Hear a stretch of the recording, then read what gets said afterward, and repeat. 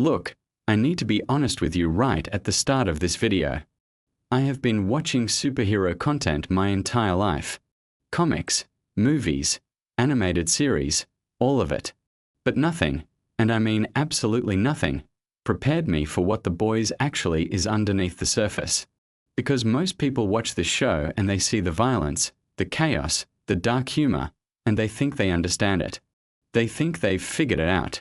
But there is an entire universe of facts, real decisions, real history, and real hidden details buried inside this show that even the most dedicated fans have completely missed. And by the end of this video, I promise you are going to look at The Boys in a completely different way. We are going to go deep today. Not surface-level trivia. Not the kind of stuff you find in a 10-second clip on social media. I am talking about the creative decisions that almost destroyed the show before it even started, the character details that were hidden in plain sight for years, the real-world connections that the creators deliberately embedded into every single season, and some things about the cast that will genuinely change how you watch every scene going forward. So if you have ever called yourself a fan of The Boys, stick around, because you are about to find out just how much you have been missing. Let's start with something that almost nobody talks about, and that is the origin story of how The Boys even got made into a television show in the first place. Because this was not a smooth journey. This was not a situation where some studio executive read the comic book and immediately said, yes, let's green light this thing. The Boys comic series, written by Garth Ennis and first published back in 2006, was considered by pretty much everyone in Hollywood to be completely unproducible. And when you read the original comics, you start to understand why. Ennis was writing a story that was deliberately designed to be as transgressive and as uncomfortable as possible. He was pushing against superhero culture at a time when superhero culture was just beginning to absolutely take over popular entertainment. The comic was initially published through DC's Wildstorm imprint, but DC actually cancelled it after just 6 issues because the content was considered too extreme even for them. It then moved to Dynamite Entertainment, where Ennis was able to finish the story the way he originally intended. So by the time this property made its way to Hollywood, it carried with it a reputation for being essentially too dark, too violent, and too politically sharp to survive the adaptation process intact. There were years of development attempts that went nowhere. The property bounced around, people were attached and then detached, and the general consensus was that any version of The Boys that could actually get made for mainstream audiences would have to be so watered down that it would lose everything that made it interesting in the first place. And then Amazon got involved, and specifically Eric Kripke got involved, and everything changed. Now here is something that actually surprises a lot of people when they learn it. Eric Kripke, the showrunner and the person most responsible for what The Boys became on screen, was the creator of Supernatural. That show ran for 15 seasons on the CW and was a very different kind of television. But what Kripke brought to The Boys was this deep understanding of how to balance genuine darkness with character work that makes audiences actually care about the people they are watching. He understood that you cannot just have shock value. You have to have heart underneath it, otherwise the audience eventually disconnects. And that balance, that very deliberate mixture of horror and humanity, is really the secret to why The Boys works as well as it does. But here is where it gets really interesting. Kripke has talked in interviews about the specific creative philosophy he and his team brought to the adaptation. They were not trying to faithfully reproduce every element of the comic book. In fact, some of the most beloved elements of the television show, some of the characters you have come to care about the most, are significantly different from their comic counterparts or were created entirely for the screen. And this was a deliberate choice.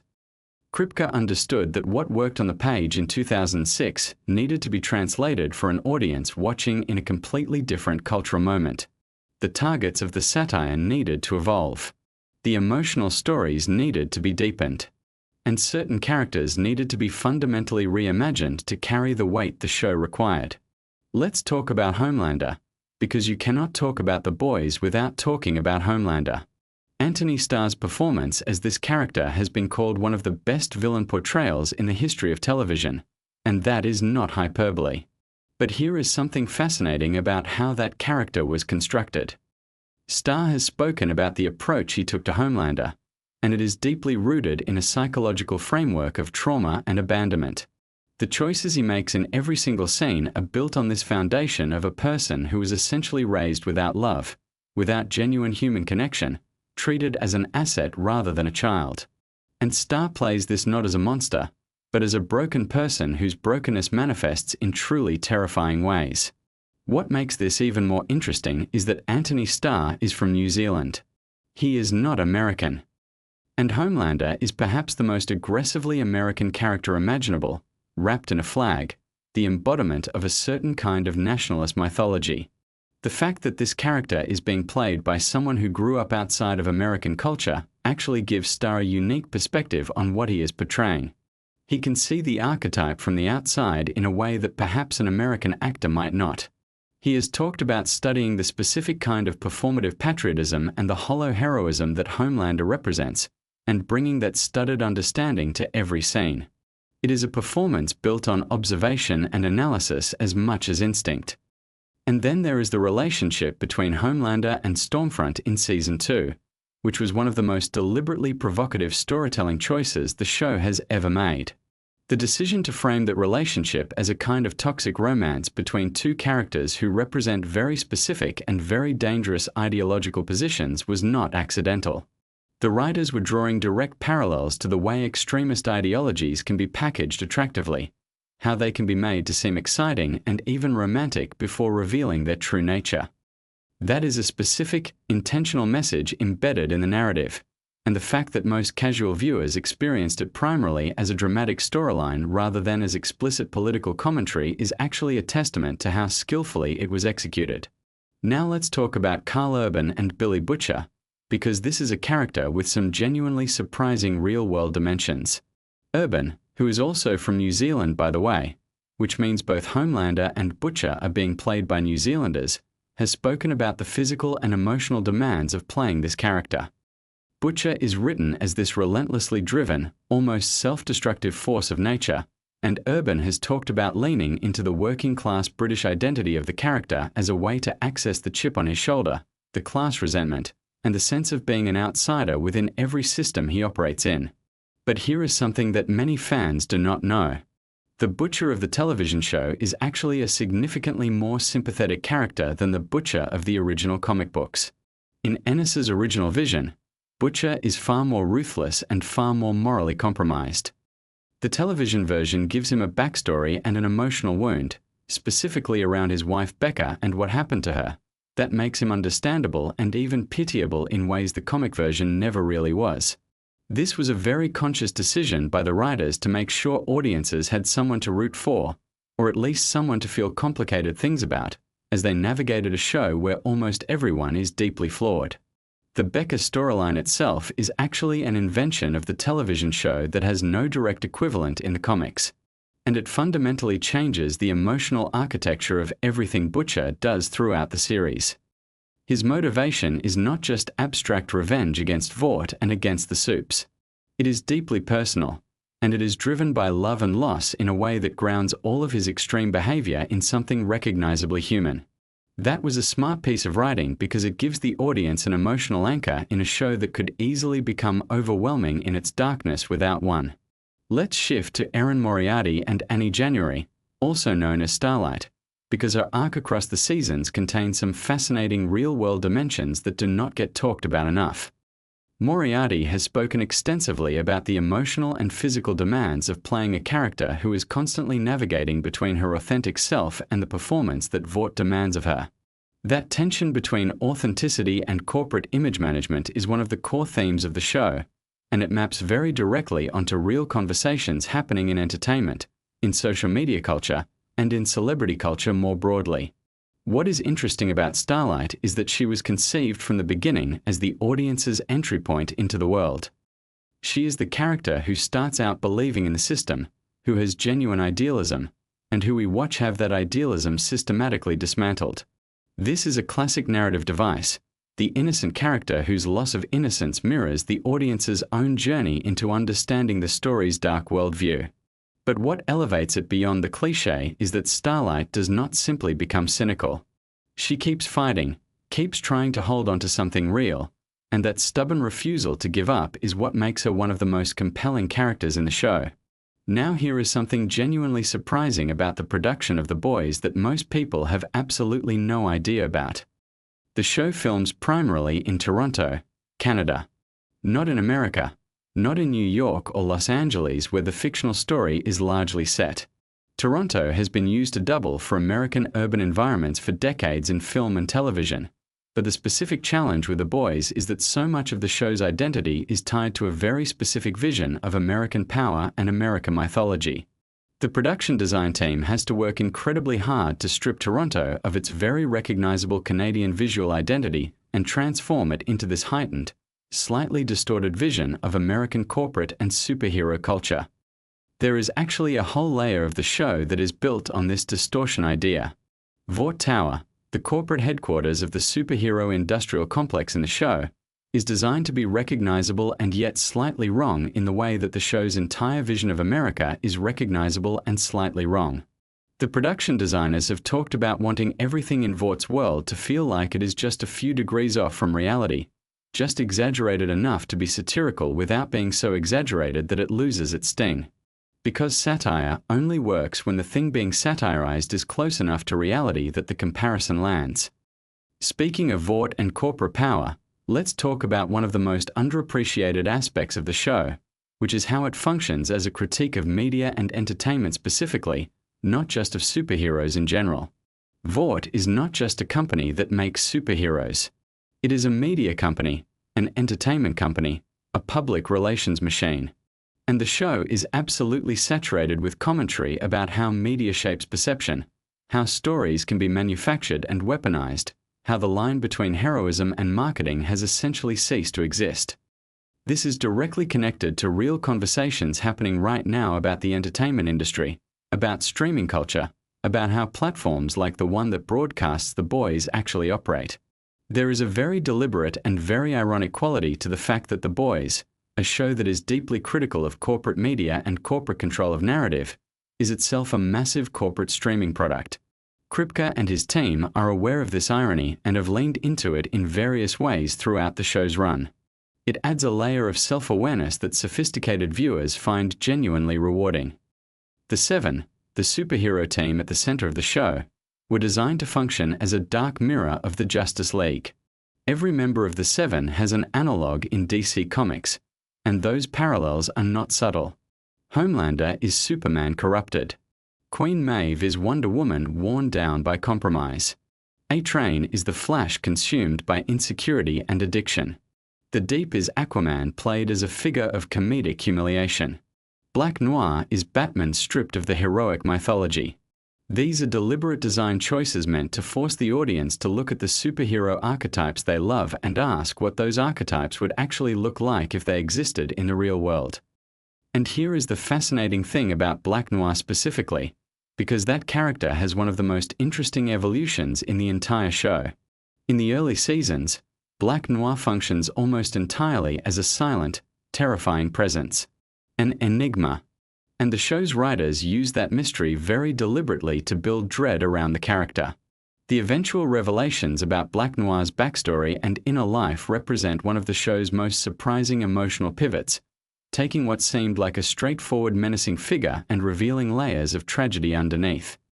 The creative team has talked about this as an example of the show's broader strategy of hiding genuine emotional complexity inside characters who initially appear to be one-dimensional. Let's talk about the music in The Boys, because this is an element that does not get nearly enough attention, and yet it is one of the most carefully considered aspects of the production. The show uses licensed music in a very specific way, choosing songs that create ironic contrast with what is happening on screen. This technique is not new in film and television.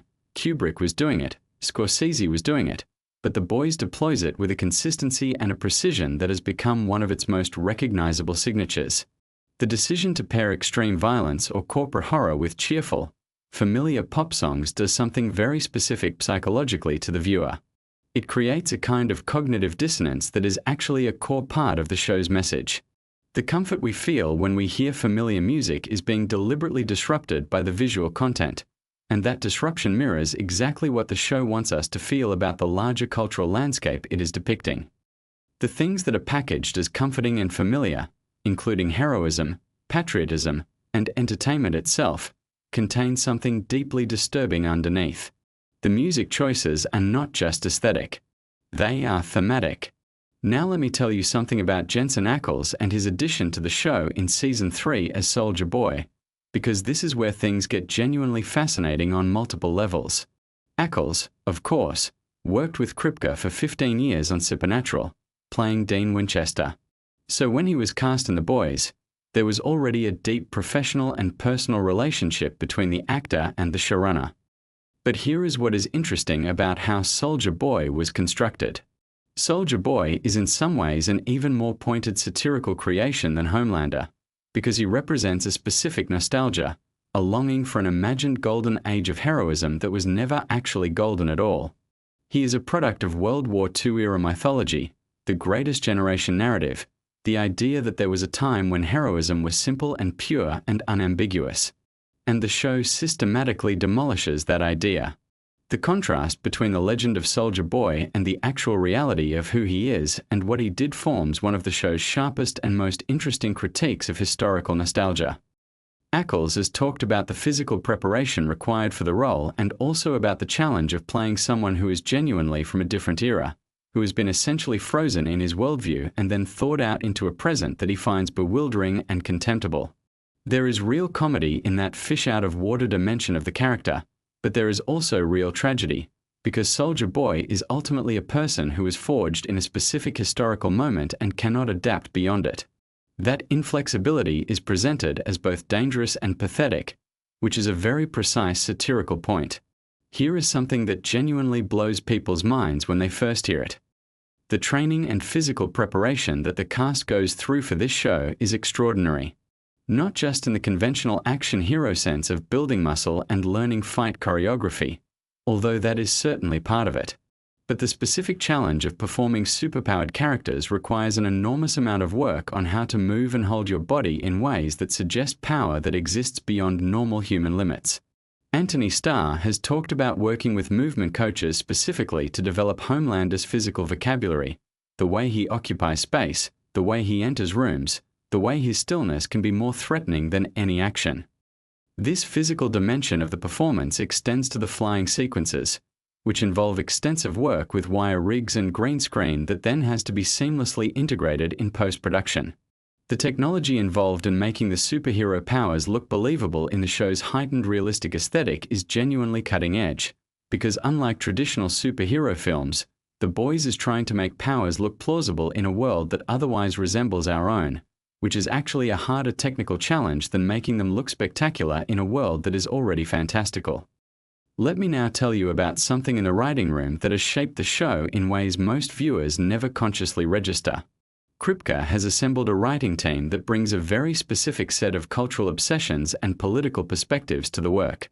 The show has writers who come from backgrounds in political comedy, in drama, in horror, and the way these different sensibilities interact in the room is directly visible in the final product.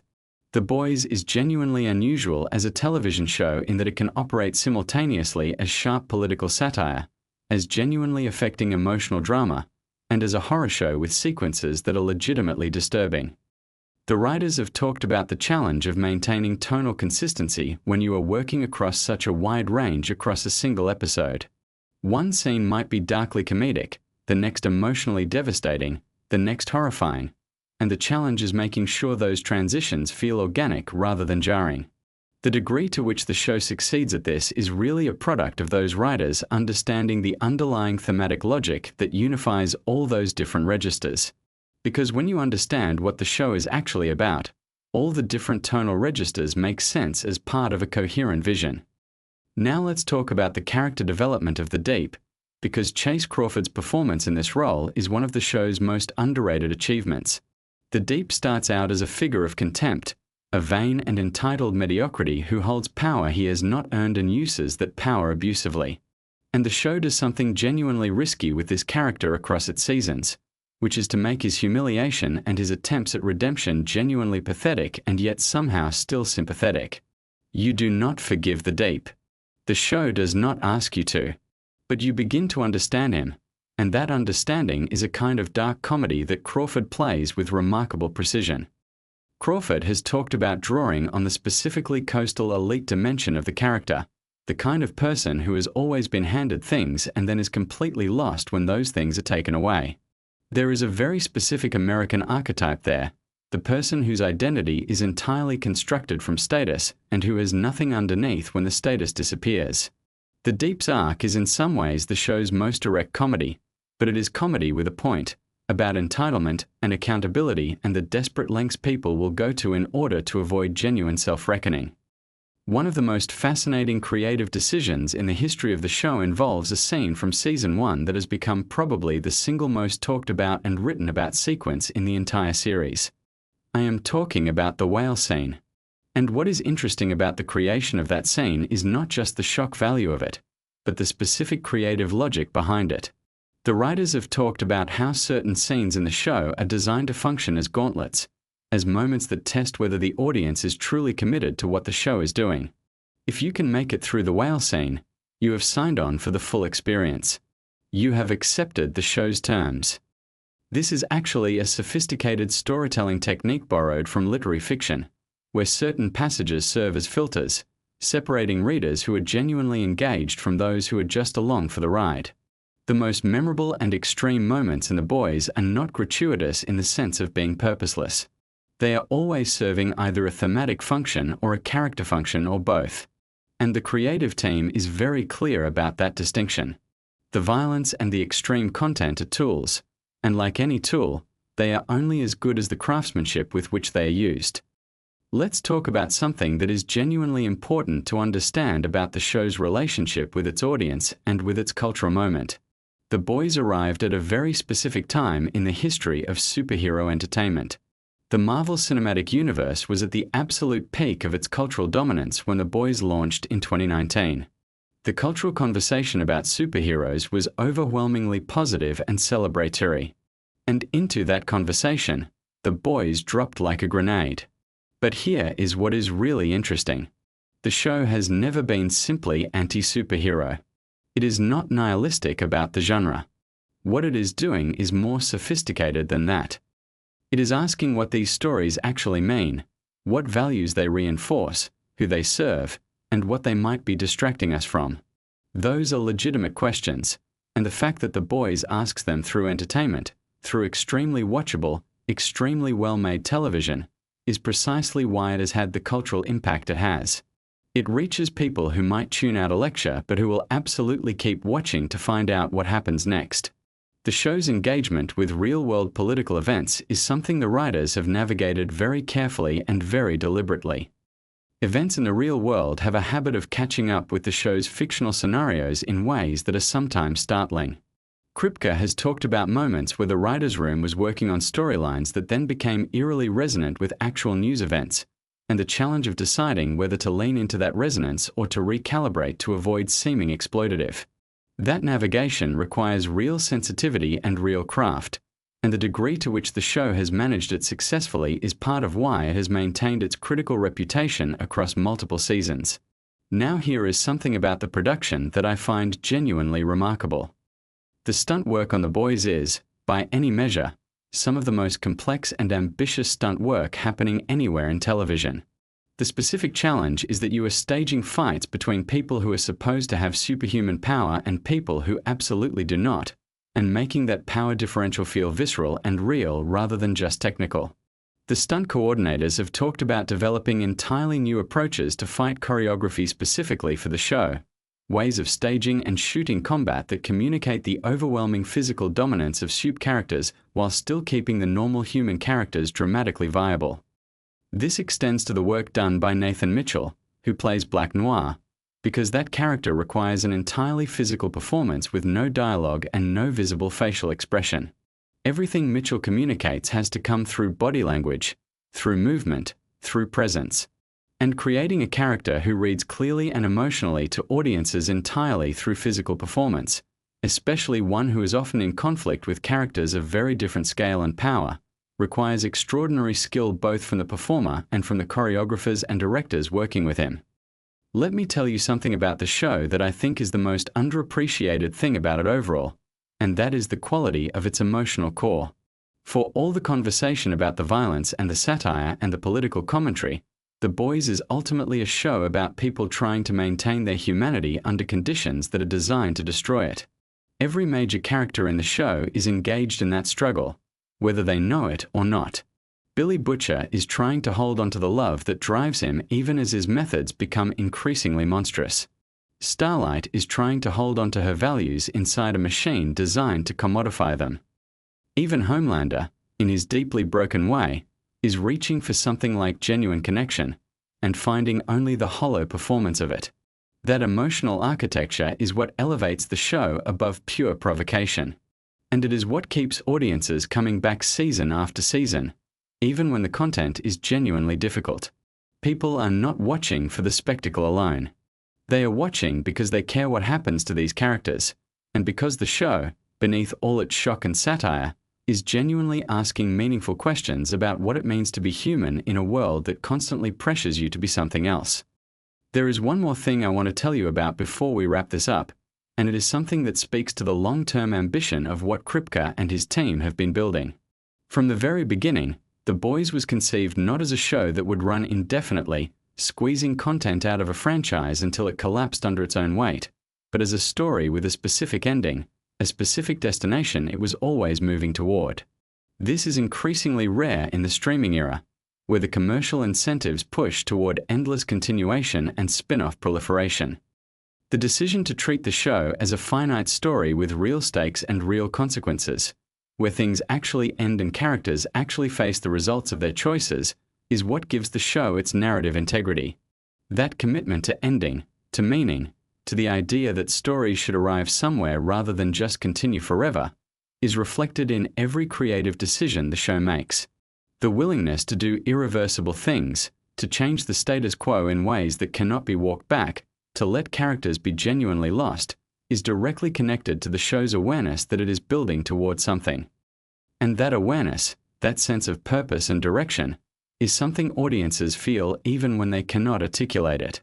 It is the difference between a show that holds your attention and a show that earns it. So the next time you sit down to watch The Boys, I want you to carry some of this with you. Think about the New Zealanders playing the most American archetypes imaginable. Think about the music choices and what they are telling you. Think about the specific emotional wounds that drive every character's choices. Think about the satirical precision underneath all the chaos. Because this show is built with more care and more intention than almost anything else on television right now. And now that you know what to look for, you are going to see it everywhere. If this video gave you something new to think about, hit that like button and let me know in the comments which of these facts genuinely surprised you the most. I am particularly curious whether anyone already knew about the New Zealand connection, because that one gets people every single time. Subscribe if you want more deep dives like this one, because we are just getting started. There is so much more to unpack about this show, and I will see you in the next video. What if I told you that one of the most violent, disturbing, and brutally honest shows on television right now started as something nobody in Hollywood wanted to touch? The Boys has become a cultural phenomenon, a show that makes people uncomfortable in the best possible way, and today we are going deep on facts, secrets, and behind-the-scenes details about this series that most fans have absolutely no idea about. Whether you have watched every single episode 3 times or you just discovered the show last week, I guarantee there is something in this video that is going to completely change the way you look at The Boys. Stick around because we are saving the most shocking revelation for the very end, and trust me, you do not want to miss it. Let us start at the very beginning, and I mean the actual beginning, long before any cameras were rolling or any casting decisions were made. The Boys is based on a comic book series written by Garth Ennis and illustrated by Derek Robertson. The comics were published by Wildstorm initially, starting back in 2006, and what is genuinely fascinating is that even the comic book publisher eventually got cold feet about how far the content was going. DC Comics, which owned Wildstorm at the time, actually cancelled the series after just 6 issues because the material was considered too extreme and too offensive even by comic book standards. Think about that for a second. A comic book series got dropped because it was too wild, And that same story eventually became one of Amazon Prime Video's most watched shows of all time. The series was then picked up by Dynamite Entertainment, which allowed Ennis to continue telling the story exactly the way he intended, with zero restrictions. That creative freedom carried over in spirit when the show was eventually developed for television. Now here is where things get really interesting from a behind-the-scenes perspective. The television adaptation of The Boys was not always going to be on Amazon. The project bounced around Hollywood for years, and multiple networks and streaming platforms passed on it. The show was initially developed at Cinemax, which is where it actually got its first real traction. Seth Rogen and Evan Goldberg were brought on as executive producers, and they worked alongside showrunner Eric Kripke to shape what the series would eventually become. Eric Kripke, by the way, is the same creator behind Supernatural, which ran for an absolutely massive 15 seasons on the CW. When Cinemax passed on moving forward with the project, Amazon stepped in and picked it up, and the rest, as they say, is history. What is remarkable about this is that Amazon was not known at that point for edgy, violent, mature content in quite the same way. Taking on The Boys was genuinely a bold move for the platform. Eric Kripke has spoken in various interviews about his approach to adapting the source material, and one of the most interesting things he has discussed is how deliberately he and his writing team chose to diverge from the comics. The comics are extraordinarily graphic, and while the show is certainly not shy about violence or adult content, Kripke made a conscious choice to give the characters more emotional depth and more genuine humanity than they have in their printed counterparts. Billy Butcher in the comics, for example, is significantly darker and more morally compromised than the version we see Karl Urban bringing to life on screen. Television Butcher still has a code, still has some kind of internal moral compass even if it is bent and damaged. Comic Butcher operates in a much colder, more ruthless base. This was an intentional creative decision because Kripke understood that for a television audience investing potentially years of their lives into a story, they needed characters they could actually care about, even when those characters were doing terrible things. Speaking of Karl Urban, let us talk about the casting process for a moment because it is genuinely fascinating. Karl Urban is a New Zealand actor who had built an impressive career in major Hollywood franchises before The Boys. He was Dr. McCoy in the rebooted Star Trek films, he was Judge Dredd in the underrated 2012 film Dredd, and he had roles in the Lord of the Rings trilogy.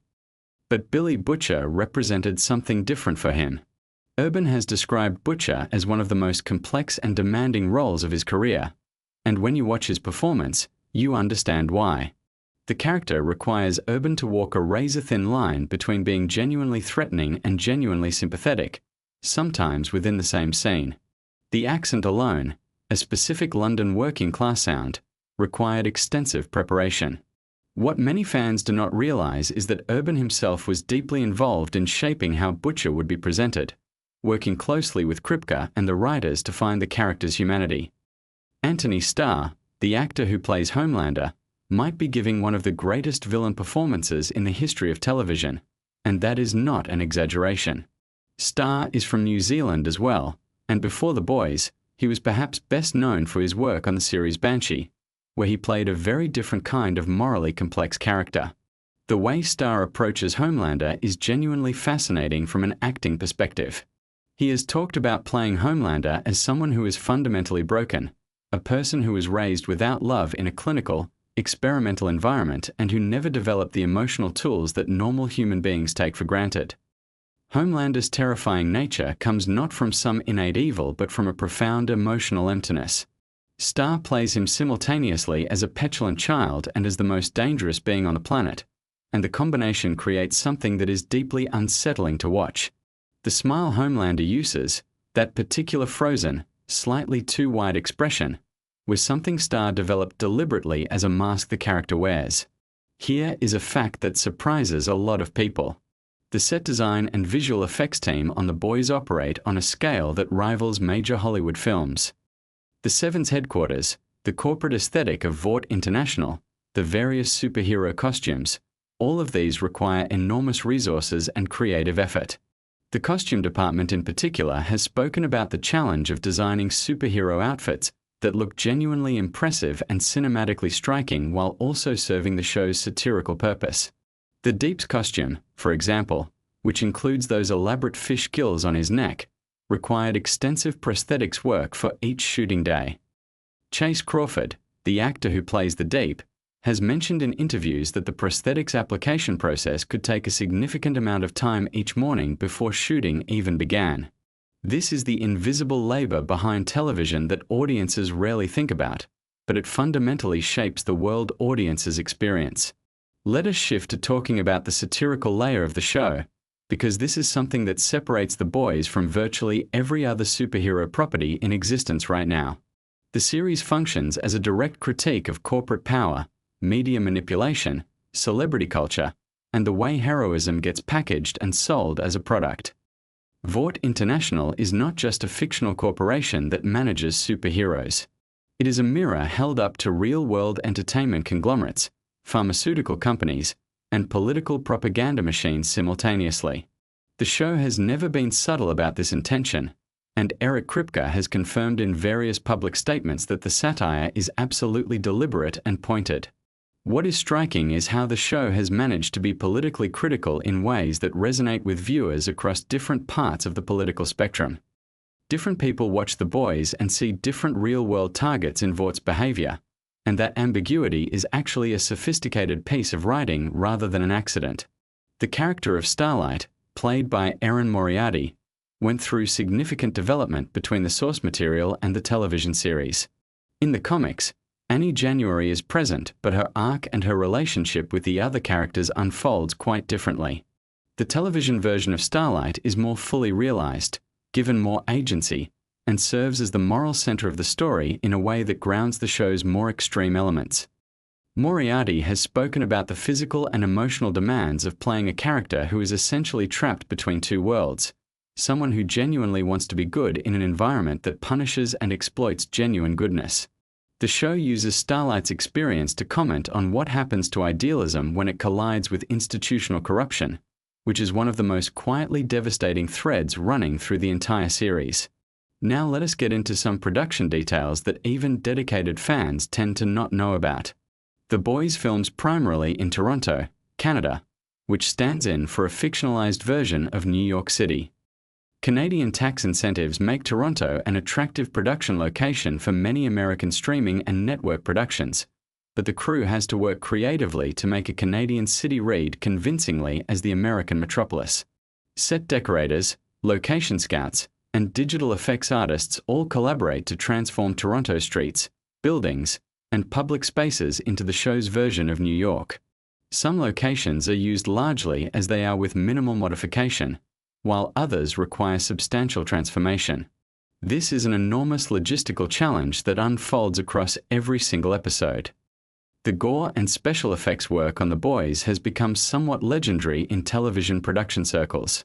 The show is famous for pushing boundaries in terms of what it depicts visually, and achieving those effects requires a combination of practical effects work and digital enhancement. The practical effects team builds props, creates prosthetics, and uses various physical techniques to produce visceral moments that then get refined or augmented in post-production. There is a creative philosophy behind this approach, which is that practical effects, things that physically exist on set, tend to look more convincing and more genuinely shocking than purely digital creations. The two approaches work together to produce moments that genuinely make audiences gasp, which is very much the intended effect. One of the most interesting creative decisions the show made early on was regarding how superpowers would be portrayed. Rather than leaning into the fantastical, consequence-free spectacle of traditional superhero films, The Boys treat superpowers as physical phenomena with real-world physics and real-world consequences. When someone with superhuman strength punches through something, the results look genuinely brutal. When Homelander uses his laser vision, the destruction is presented with a gravity that most superhero properties avoid.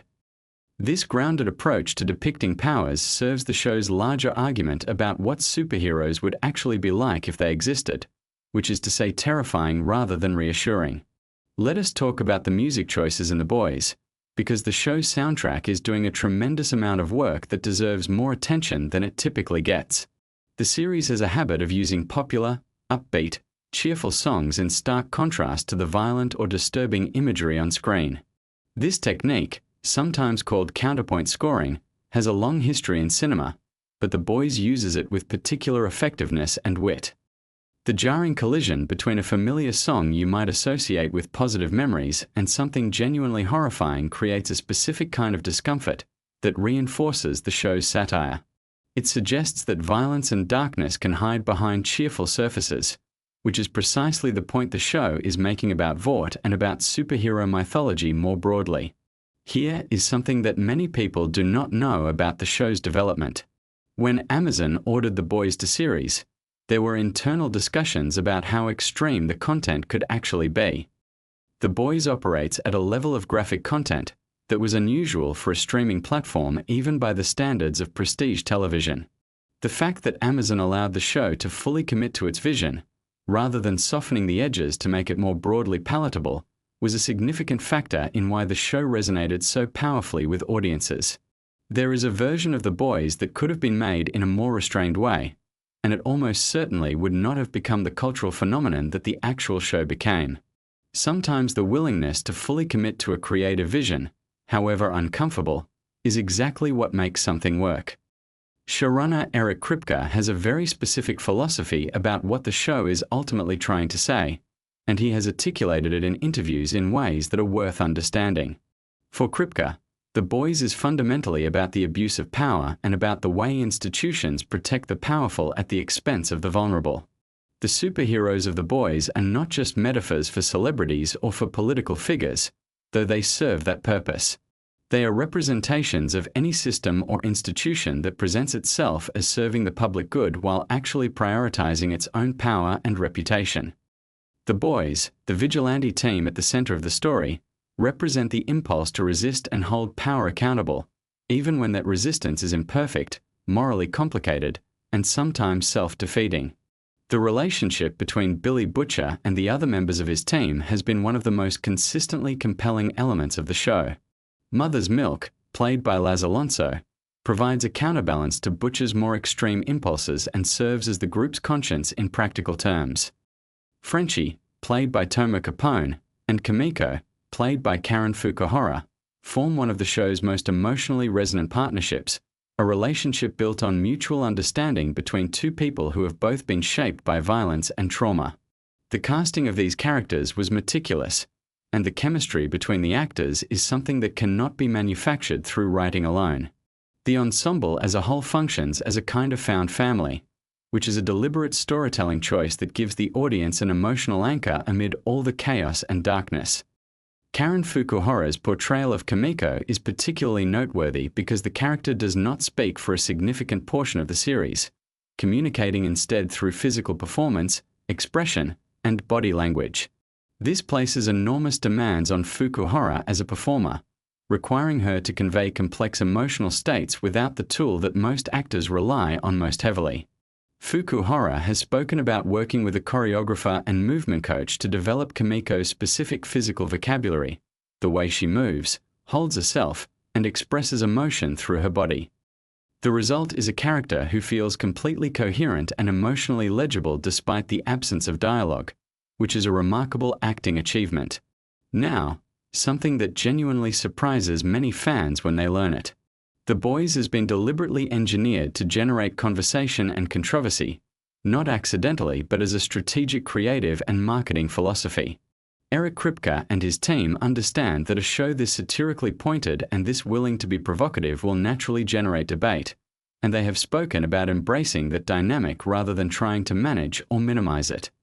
When episodes drop and social media erupts with reactions, arguments, and discussions, that engagement serves the show's visibility on the platform and in the cultural conversation.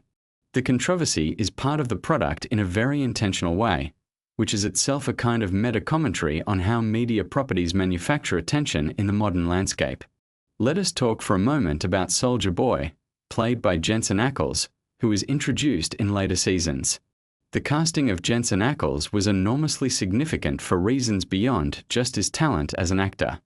Ackles spent 15 seasons playing Dean Winchester on Supernatural, the show that Eric Kripke created before The Boys.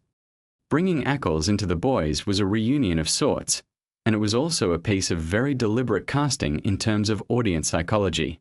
Ackles built a massive, devoted fan base through Supernatural, and those fans brought enormous enthusiasm to his appearance in The Boys. Within the narrative of the show, Soldier Boy represents a different era of manufactured heroism, a character who embodies mid-20th century American mythology in ways that are both nostalgic and deeply uncomfortable. Ackles committed to the role with the same total investment he brought to his years on Supernatural.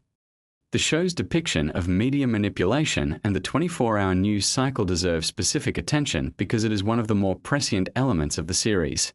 The fictional Vought News network, which serves as the show's stand-in for partisan cable news operations, captures something true and troubling about how information gets weaponized in the modern media environment. The scenes involving VNN are often written in ways that are uncomfortably close to actual media rhetoric and techniques, which is part of what makes them land with such force. Writers' rooms for shows like The Boys employ people who study media, politics, and culture with genuine academic seriousness, and the show's portrayal of media manipulation reflects that research. Here is a detail about the show that connects to its production philosophy in an interesting way. The Boys does not use laugh tracks, obviously, but it also deliberately avoids the visual language of traditional superhero films. The cinematography is darker, more naturalistic, and less polished than what you would see in a Marvel or DC film. This is a deliberate aesthetic choice designed to signal to the audience that they are in different territory. When superhero films use bright, saturated colors and sweeping orchestral scores, they are communicating something about the nature of heroism, that it is grand and clean and elevated. The Boys uses grittier visual textures and a more grounded aesthetic to communicate the opposite, that power is messy and dark and compromised. One of the most fascinating aspects of The Boys from a production standpoint is how it handles the tension between spectacle and satire. The show needs to deliver genuine action and excitement to satisfy audiences who expect something visually compelling from a superhero property, while simultaneously undercutting the mythology of superheroism that makes those expectations exist in the first place. This is a genuinely difficult balance to strike, and the fact that the show manages it as successfully as it does speaks to the quality of the creative team. Action sequences in The Boys are staged to be exciting and visually impressive, but they almost always contain an element that deflates or complicates the heroic framing, some detail that reminds you these are not the good guys you are supposed to be cheering for. The Boys has spawned a spin-off series called Gen V, which focuses on college-age superheroes attending Godolphin University, a school for young people with powers. This expansion of the Boys universe represents a significant investment from Amazon in this creative world, and it demonstrates confidence in the franchise's longevity. Gen V operates with a slightly different tone and targets some of the same satirical targets as the parent series, but with fresh perspectives and new characters. The existence of Gen V also raises interesting questions about how the Boys universe might continue to expand, whether through additional spin-offs, films, or other formats. Something worth discussing is the global resonance the show has found. The Boys has attracted enormous international audiences, not just in the United States, and there are interesting reasons for why the show's themes translate so effectively across different cultural contexts. Corporate power, media manipulation, and the exploitation of vulnerable people by powerful institutions are not uniquely American problems. These are universal experiences, and The Boys speaks to them in ways that resonate regardless of where you happen to be watching from. The show has topped streaming charts in multiple countries, which reflects this universality. The writing room for The Boys has always included writers from diverse backgrounds, and Eric Kripke has spoken about the intentionality behind building a writer's room that brings multiple perspectives to the table. This diversity of experience and viewpoint is reflected in the show's ability to critique power from multiple angles simultaneously. A less diverse creative team might produce a show that critiques power from a single ideological direction, but The Boys manages to raise questions and challenges that resonate with people who hold very different political and social viewpoints. That is a genuinely sophisticated piece of collective writing. Let us talk about fan response for a moment, because the audience for The Boys is one of the most engaged and analytically sophisticated fan communities on the internet.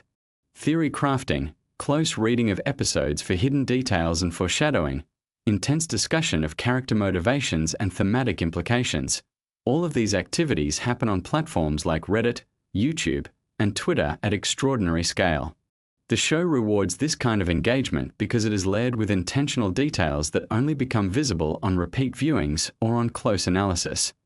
Easter eggs, references to the comics, symbolic visual choices, thematic callbacks across episodes and seasons, all of these elements give engaged fans something to dig into and discuss, which drives ongoing conversation and keeps the show present in the cultural conversation between seasons. The relationship between the boys and the superhero genre more broadly is worth thinking about carefully. Marvel and DC, the dominant superhero brands, have spent decades building audiences that deeply love and are emotionally invested in superhero mythology. The Boys is both parasitic on that mythology and critical of it simultaneously. It can only work as a satire if the audience has enough familiarity with and affection for superhero conventions to feel the impact when those conventions are violated or inverted. In a world without the Marvel Cinematic Universe, The Boys would land differently and possibly less effectively. The show's power is inseparable from the cultural context it emerged from. Now for something that might actually change how you watch the show going forward. The visual design of Vought International as a corporation draws from a very specific real-world reference pool. The aesthetics of Vaught's branding, marketing materials, and corporate culture are modeled on actual major entertainment corporations, pharmaceutical companies, and consumer brands. Production designers have talked about researching corporate branding strategies, internal corporate culture materials, and marketing psychology to ensure that Vought feels authentically, recognizably corporate in ways that go beyond surface-level imitation. The sterile, cheerful, relentlessly positive aesthetic of Vought is based on real research into how major corporations present themselves publicly while concealing quite different internal realities. This attention to detail is part of why the satire lands so effectively. Homelander's relationship with dairy products and specifically with milk is one of the show's most discussed symbolic choices. It is not accidental. The imagery connects to ideas about nourishment, about what Homelander was denied in his childhood, about the way he seeks comfort and validation from external sources because he never received genuine love. The show uses these recurring visual motifs deliberately as a form of visual storytelling that operates parallel to the dialogue and explicit narrative. When you notice these patterns and understand their implications, the show becomes substantially richer as an experience. There is something worth saying about the show's ending, or at least where it has been going, in terms of what Eric Kripke has said publicly about his vision for the series. Kripke has indicated that he always had a specific conclusion in mind for The Boys, a sense of what the show is ultimately building toward. This is not the kind of series that is being indefinitely extended without a plan. There is a destination, and the decisions made in each season reflect awareness of where the story needs to arrive. Showrunners who have a clear vision of their ending tend to make better decisions throughout the run of a series because every choice is oriented towards something specific rather than simply prolonging what already exists. The cultural impact of The Boys extends beyond the show itself into broader conversations about the superhero genre, about corporate power, and about American mythology. Critics and academics have written about the show in ways that treat it as a genuinely significant cultural document, not just as entertainment.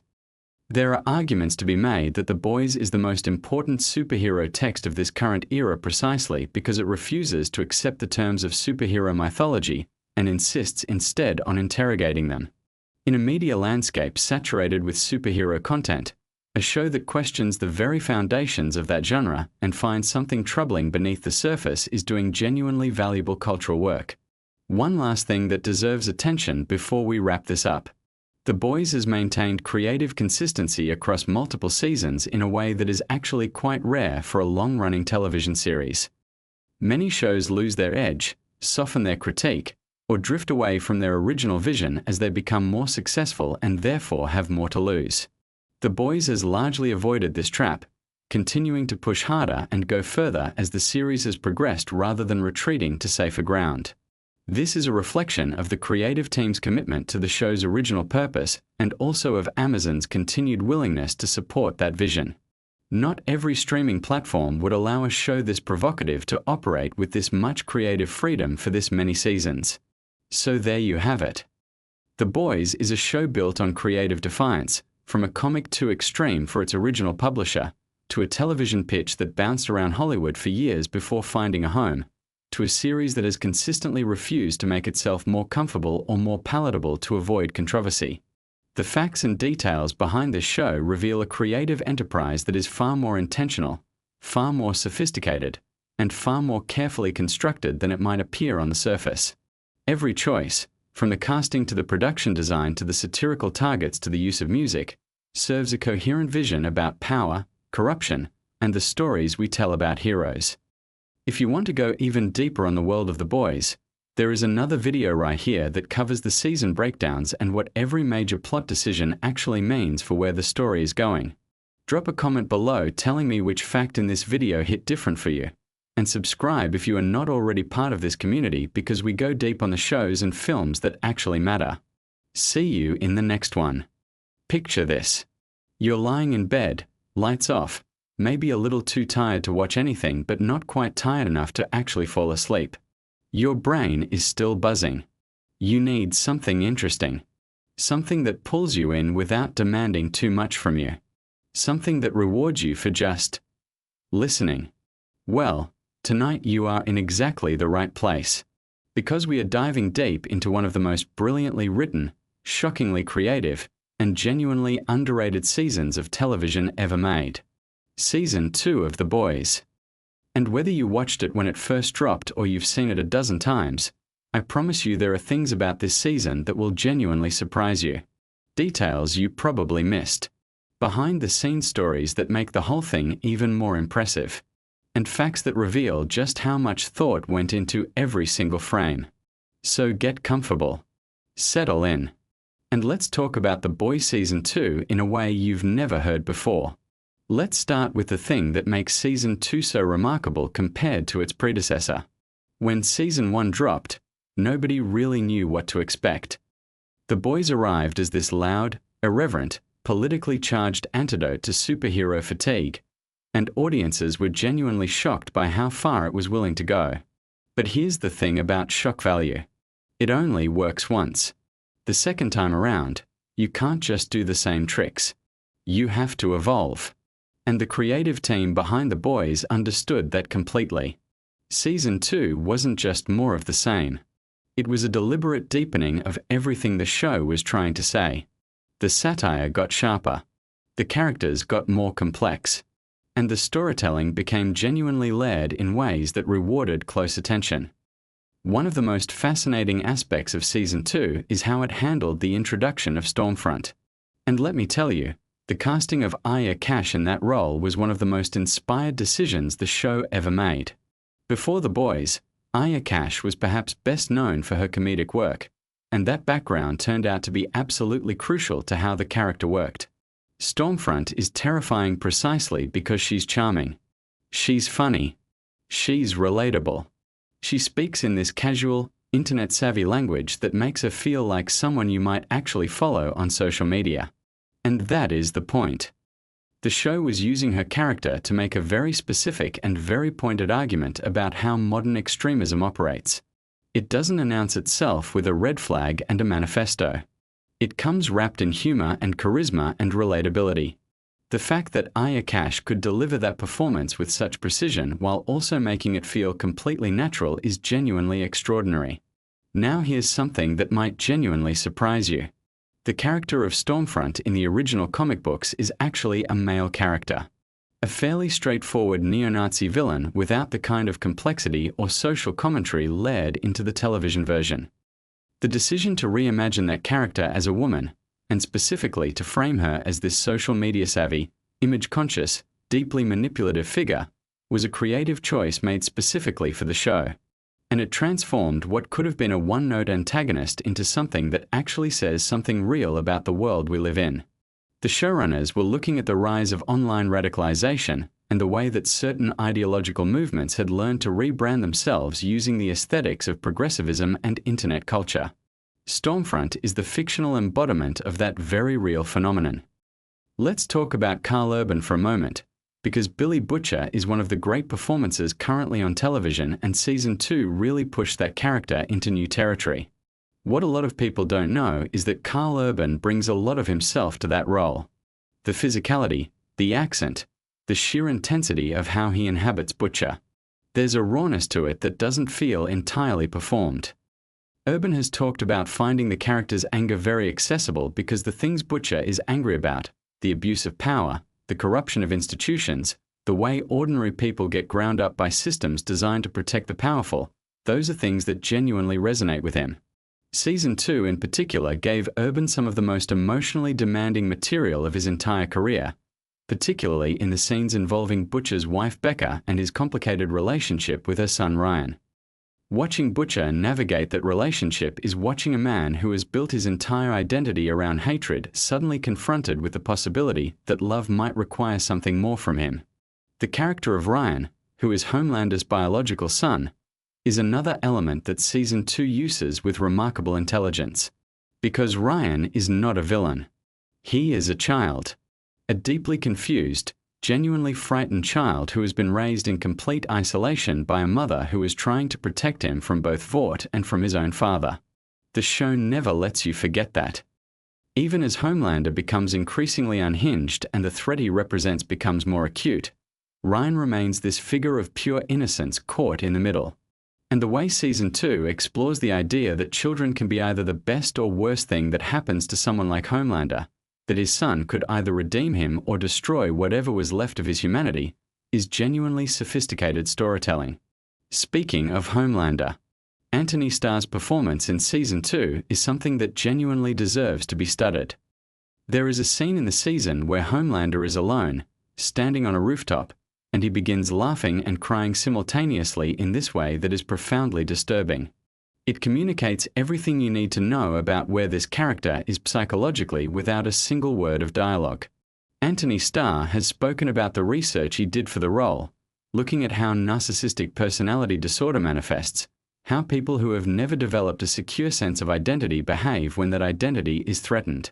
Season 2 is really where that research pays off most visibly, because the threat to Homelander's identity in this season isn't external. It's internal.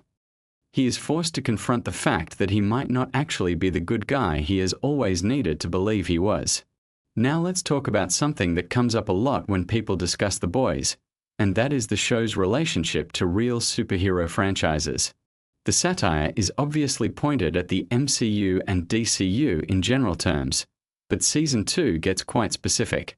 The idea of superheroes being used to justify military intervention, the manipulation of public perception around supers being deployed overseas, the congressional hearings about superhero accountability, all of this is clearly in conversation with real debates that were happening in American political culture at the time. And the show doesn't pretend to be neutral about any of it. The Boys has a point of view, and Season 2 sharpens that point of view considerably. The superheroes in this show are not metaphors for something vague. They are very specific metaphors for corporate power, for the military-industrial complex, for media manipulation, and for the way celebrity culture insulates the powerful from accountability. Here's a fascinating production detail that most viewers have no idea about. The show films primarily in Toronto, Canada, not in the United States. And yet it needs to convincingly depict New York City, various American small towns, government buildings, and corporate headquarters. The production design team on The Boys is working at an extraordinarily high level to make Toronto stand in for all of these locations, and Season 2 in particular required some incredibly creative problem-solving to pull off certain key sequences. The city of Toronto and its surrounding areas have a remarkable flexibility as a filming location, but matching the specific visual language of New York requires a level of attention to detail that the show's crew has become almost legendary for delivering. Let's shift to talking about Deep, because the arc that Chase Crawford is given in Season 2 is one of the most underrated storytelling choices the entire show has made. Deep was introduced in Season 1 as a fairly simple villain, a harasser who uses his position of power to exploit women and faces no consequences. Season 2 recontextualizes that character in a genuinely unexpected way. It doesn't excuse what he did. Not even slightly. but it does explore the psychology of how someone ends up becoming that kind of person. The Church of the Collective subplot, which is clearly modeled on Scientology, is used to examine how predatory organizations exploit people who are already damaged, who are already desperate for belonging and validation. Deep is pathetic in Season 2, and that is precisely the point. The show is asking you to understand him without asking you to forgive him. The Gills scene. If you know, you know. And if you don't know, you're in for quite a surprise. There is a scene in Season 2 involving Deep's Gills that is among the most audacious, genuinely strange pieces of television I've ever encountered. It manages to be simultaneously absurd and emotionally sincere, which is a combination almost no other show has ever successfully achieved. What's remarkable about that scene is that it actually advances the character. It's not shock for shock's sake. The scene is about Deep confronting his own body, his own identity, his own sense of self-worth, through this deeply weird lens. The fact that the writers found a way to use something so bizarre to say something genuine about body image and self-acceptance is a testament to how carefully the show is actually constructed. Now let me tell you something about the writing process for Season 2 that really illuminates why the season feels so cohesive. The writer's room for The Boys operates somewhat differently from many other prestige television shows. Showrunner Eric Kripke, who also created Supernatural, has talked about the importance of having writers in the room who come from very different political and cultural backgrounds. The show doesn't want an echo chamber. It wants genuine debate about what the satire should be targeting, how far to push things, what actually constitutes meaningful commentary versus mere provocation.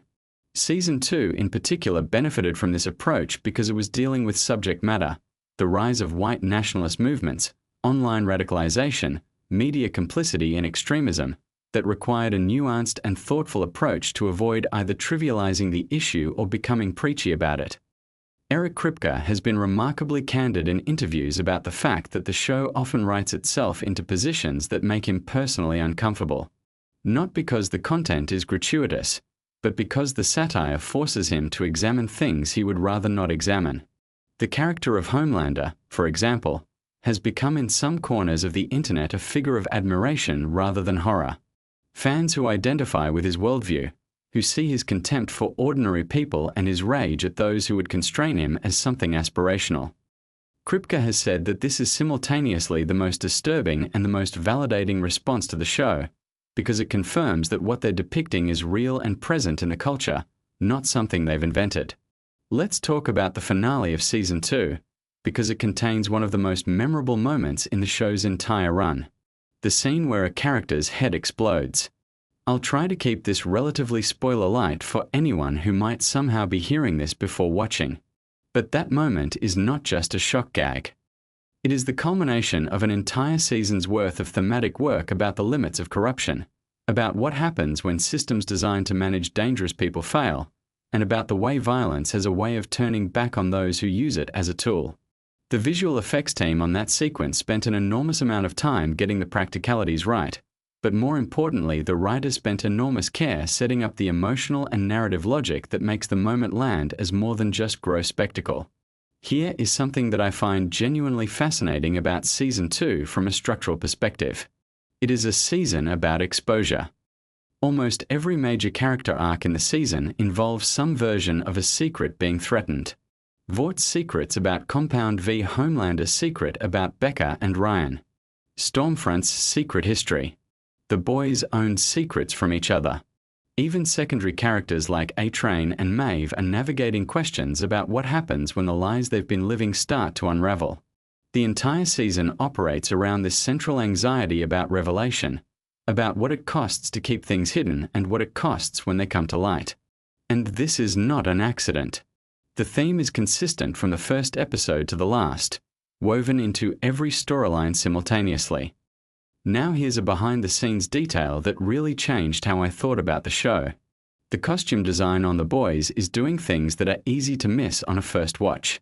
The soup costumes are designed to look like what a corporate marketing team would create if they were trying to sell heroism as a brand, not to evoke actual functionality or power.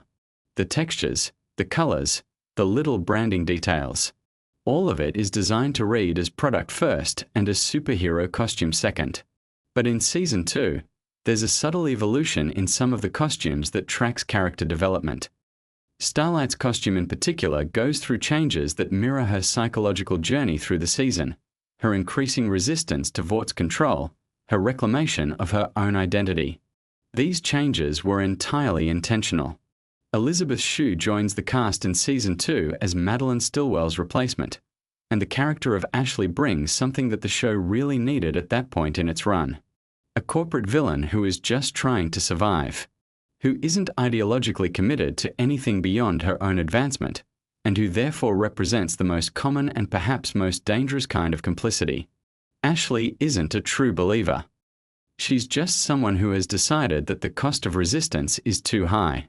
And watching her navigate the impossible demands of managing superheroes who could vaporize her with a look is both terrifying and darkly funny in exactly the right measure. Let me tell you about the music in Season 2, because this is another element that doesn't get nearly enough credit. The show's music supervisor has an almost supernatural ability to find needle-drop moments that recontextualize both the songs and the scenes they're placed in.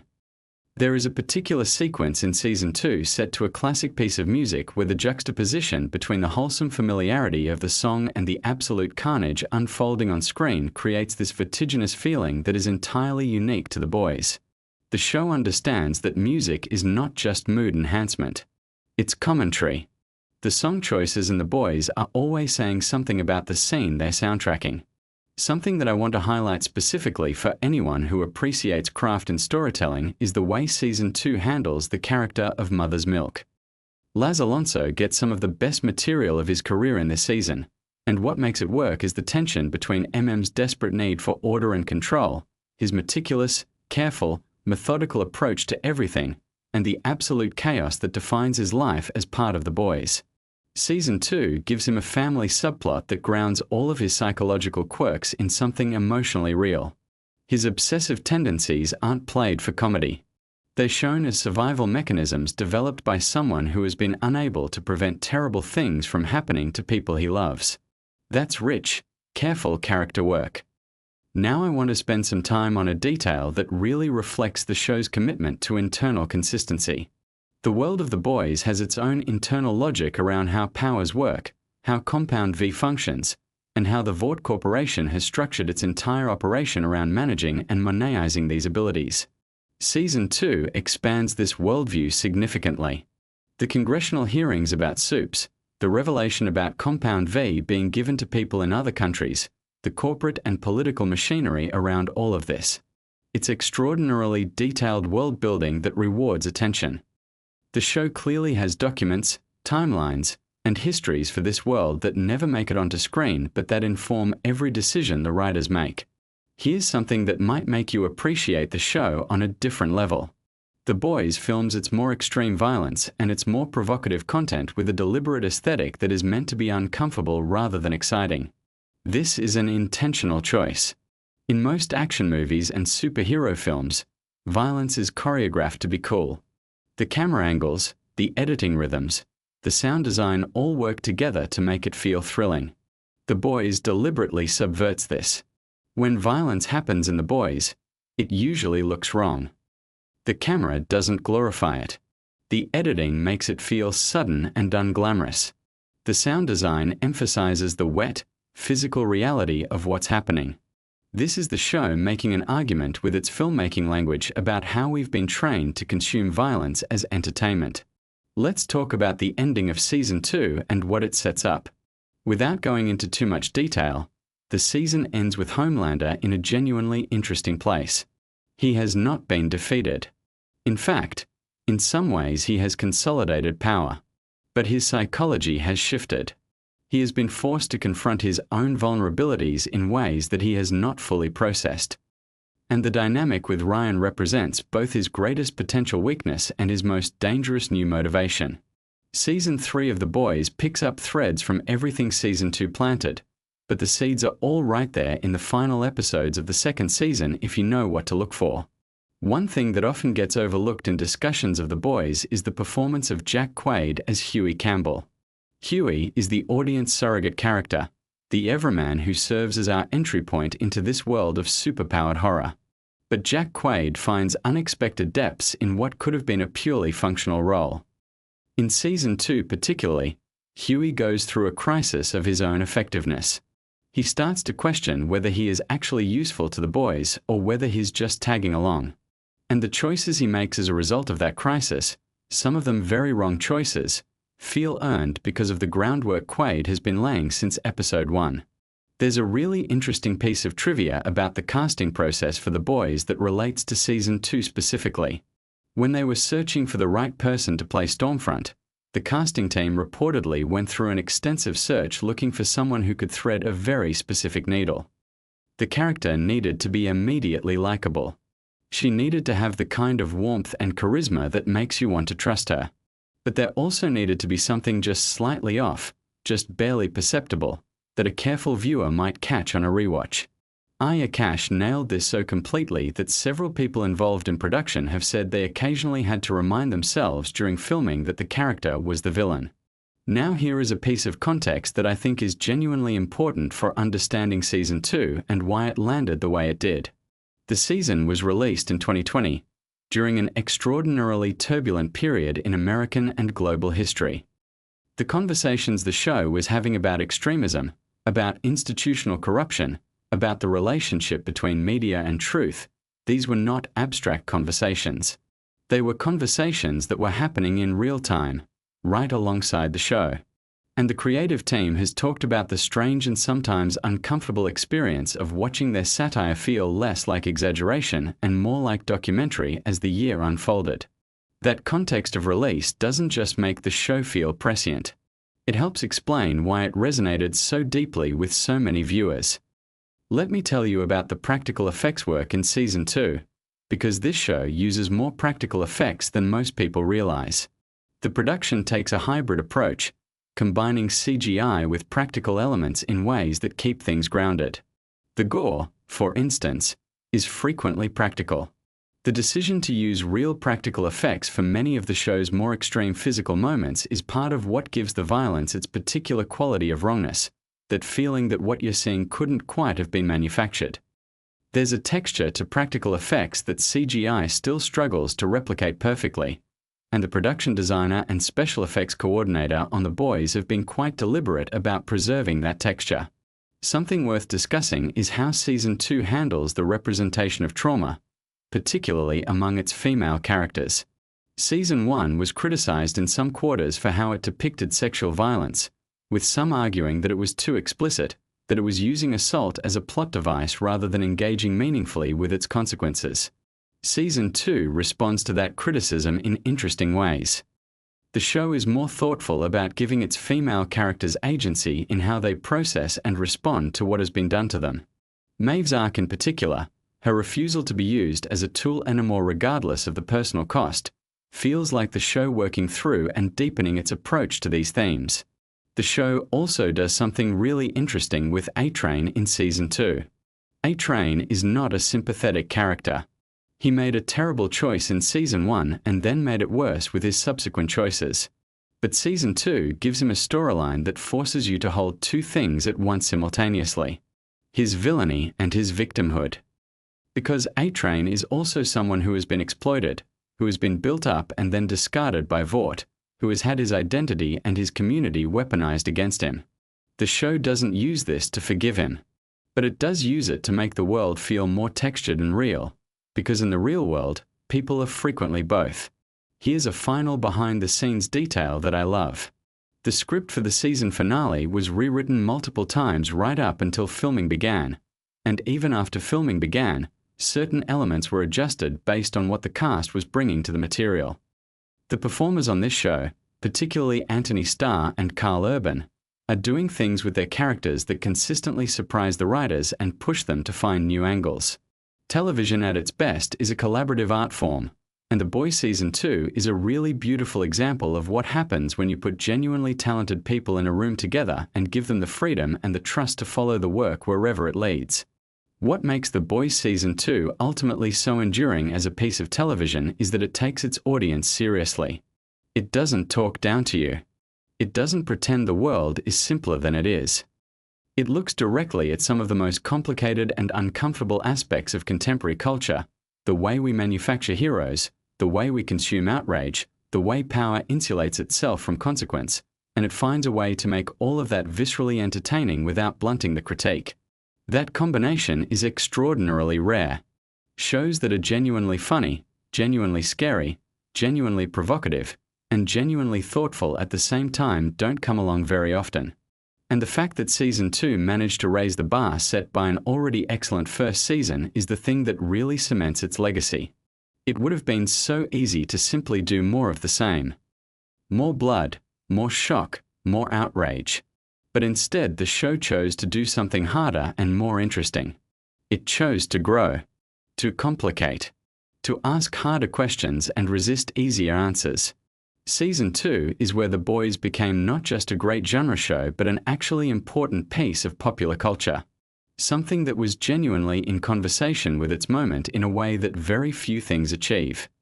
So the next time you're drifting off and you want something interesting to think about, something that rewards the way your brain works when it's just slightly untethered from the demands of full consciousness, think about Stormfront and what she says about how modern extremism sells itself.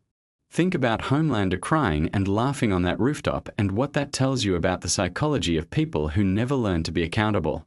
Think about Butcher standing in the ruins of everything he thought he knew, looking at a little boy he didn't ask for, and choosing to be better than he has any natural inclination to be.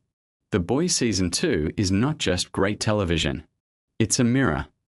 And the thing about mirrors is they show you things you can't see any other way. Sleep well. And maybe when you wake up, watch it again. Picture this. You're lying in bed, the room is dark, and your mind just won't stop racing.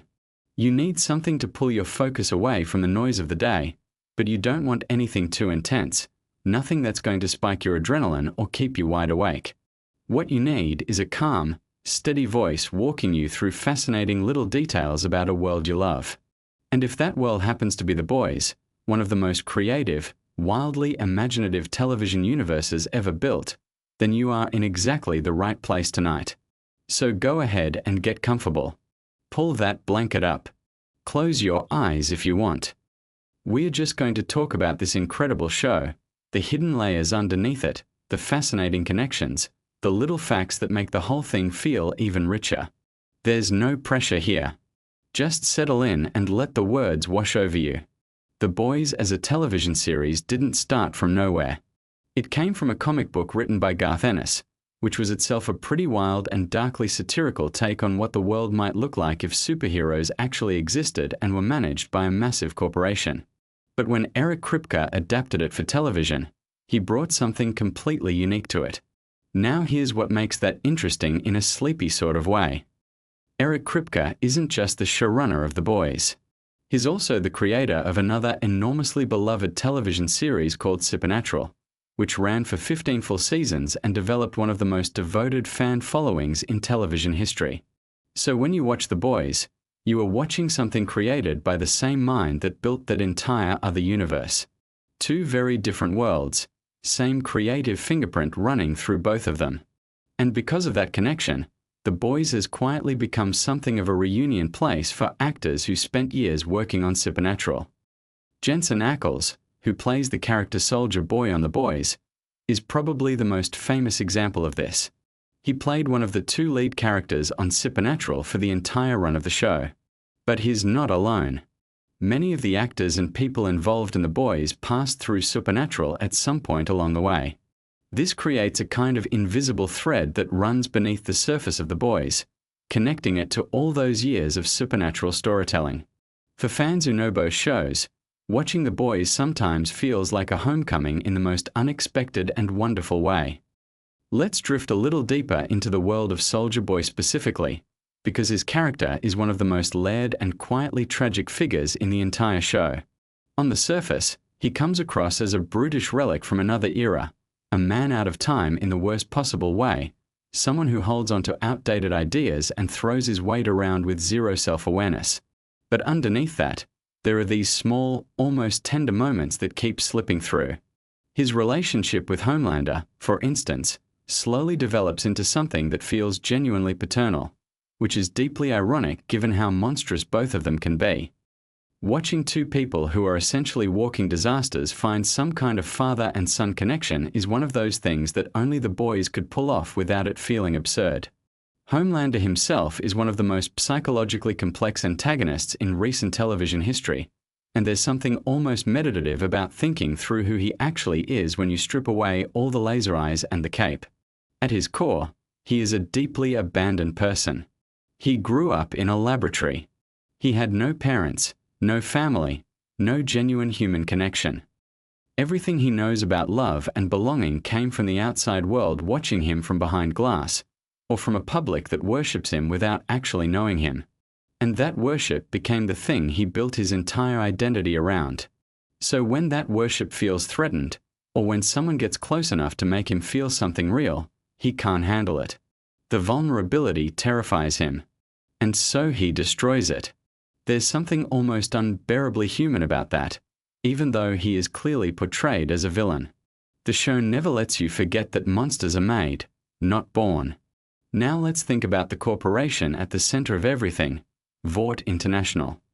The writers built Vought as a satire of corporate America in the most elaborate and detailed way. They have their own media empire, their own film studio, their own product lines, their own political connections. They've essentially made superheroes into a brand, and that brand is worth more to them than anything else, including the actual human beings involved. The dark satirical twist is that this doesn't feel that far from reality. The way celebrity is managed, the way public image is constructed and protected, the way corporations will sacrifice individuals to preserve their reputation. The Boys takes all of that and just turns the volume up to an almost unbearable degree. And yet somehow, the closer you look at it, the more familiar it starts to feel. One of the quieter and more interesting creative choices the show makes is how it handles its in-universe media. There are advertisements, movies, news broadcasts, social media posts, merchandise, all existing within the world of the show as if this is just the normal backdrop of life.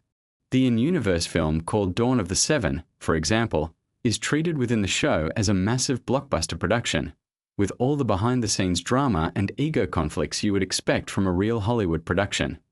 This layering of fictional media within the show's already fictional world creates a strange depth to everything. You start to understand how these characters are perceived by the ordinary public who can't see what we see as the audience. The gap between public image and private reality is one of the central tensions the show keeps returning to again and again. Let's talk about the character of Sage for a moment, because she is one of the most quietly unsettling people in the entire series. She is presented as the smartest person alive, someone whose intelligence is so vast that it becomes its own kind of curse. Her backstory involves a grandmother who loved her, a medical establishment that dismissed her, and a grief that eventually curdled into something deeply cold. She doesn't want power for the reasons most people want power. She doesn't want fame or control or adoration. What she actually wants is to be left alone. And she has come to believe that the only way the world will ever leave her alone is if it essentially tears itself apart.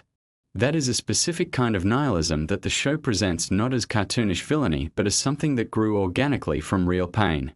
It's disturbing precisely because you can trace the emotional logic of it even if the conclusion is monstrous. The reference the show makes to a famous episode of The Twilight Zone is particularly rich for those who catch it. In that old black and white episode, a bookworm who just wants peace and quiet to read survives a nuclear apocalypse and finally has all the time in the world to read every book he's ever wanted. And then his glasses break. It's one of the most heartbreaking ironic endings in all of classic television. The connection to Sage's plan in The Boys is genuinely clever, because it raises the same question. Even if she gets what she wants, even if the world burns and she's left in silence, will it actually give her what she's looking for? Or will there be some equally devastating irony waiting for her at the end? Now let's drift towards something a little lighter. The comedy in The Boys is something that deserves its own moment of appreciation. The show is technically a dark superhero satire, but it operates with a very specific comedic sensibility that goes far beyond simple parody. There are jokes layered inside jokes, cultural references folded into absurdist situations, and a willingness to go to places that most television writers would never dare approach. What keeps it from feeling gratuitous is that the comedy usually serves a purpose. The most outrageous moments are often also the most pointed criticisms of something real. The grossness is frequently the point. When something makes you recoil and laugh at the same time, you're being forced to confront your own reaction, which is exactly what good satire should do. Terror, Butcher's dog, is one of those details that the show uses with surprising emotional depth. On the surface, a dog who behaves exactly the way Terror behaves is just pure comedy. But within the context of the show, the dog represents something about Butcher himself. Butcher is a man who has burned almost every meaningful human connection in his life. He is abrasive and ruthless and self-destructive in ways that push people away. But the dog stays. The dog doesn't care about any of that. And the scenes between Butcher and Terror carry this quiet emotional weight that sneaks up on you if you let it. The show uses that animal connection to remind you that even the most damaged people have some corner of themselves where something soft still lives. The relationship between Kimiko and Frenchie is another one of those emotional cores that the show returns to throughout its run. Kimiko doesn't speak in the traditional sense for much of the series, and yet her relationship with Frenchie is one of the most communicative and emotionally alive connections in the whole show. They understand each other without words in ways that the more verbally expressive characters never quite manage. There's a tenderness between them that exists in contrast to all the violence surrounding them. And the show is smart enough to complicate that tenderness too, to let it feel fragile and uncertain in the way real relationships do, rather than just presenting it as a safe harbor in a storm. Here's an interesting little detail about the world building that doesn't always get talked about. The show takes great care to establish its own internal history, its own mythology about how superheroes came to exist and how Vought built its empire around them.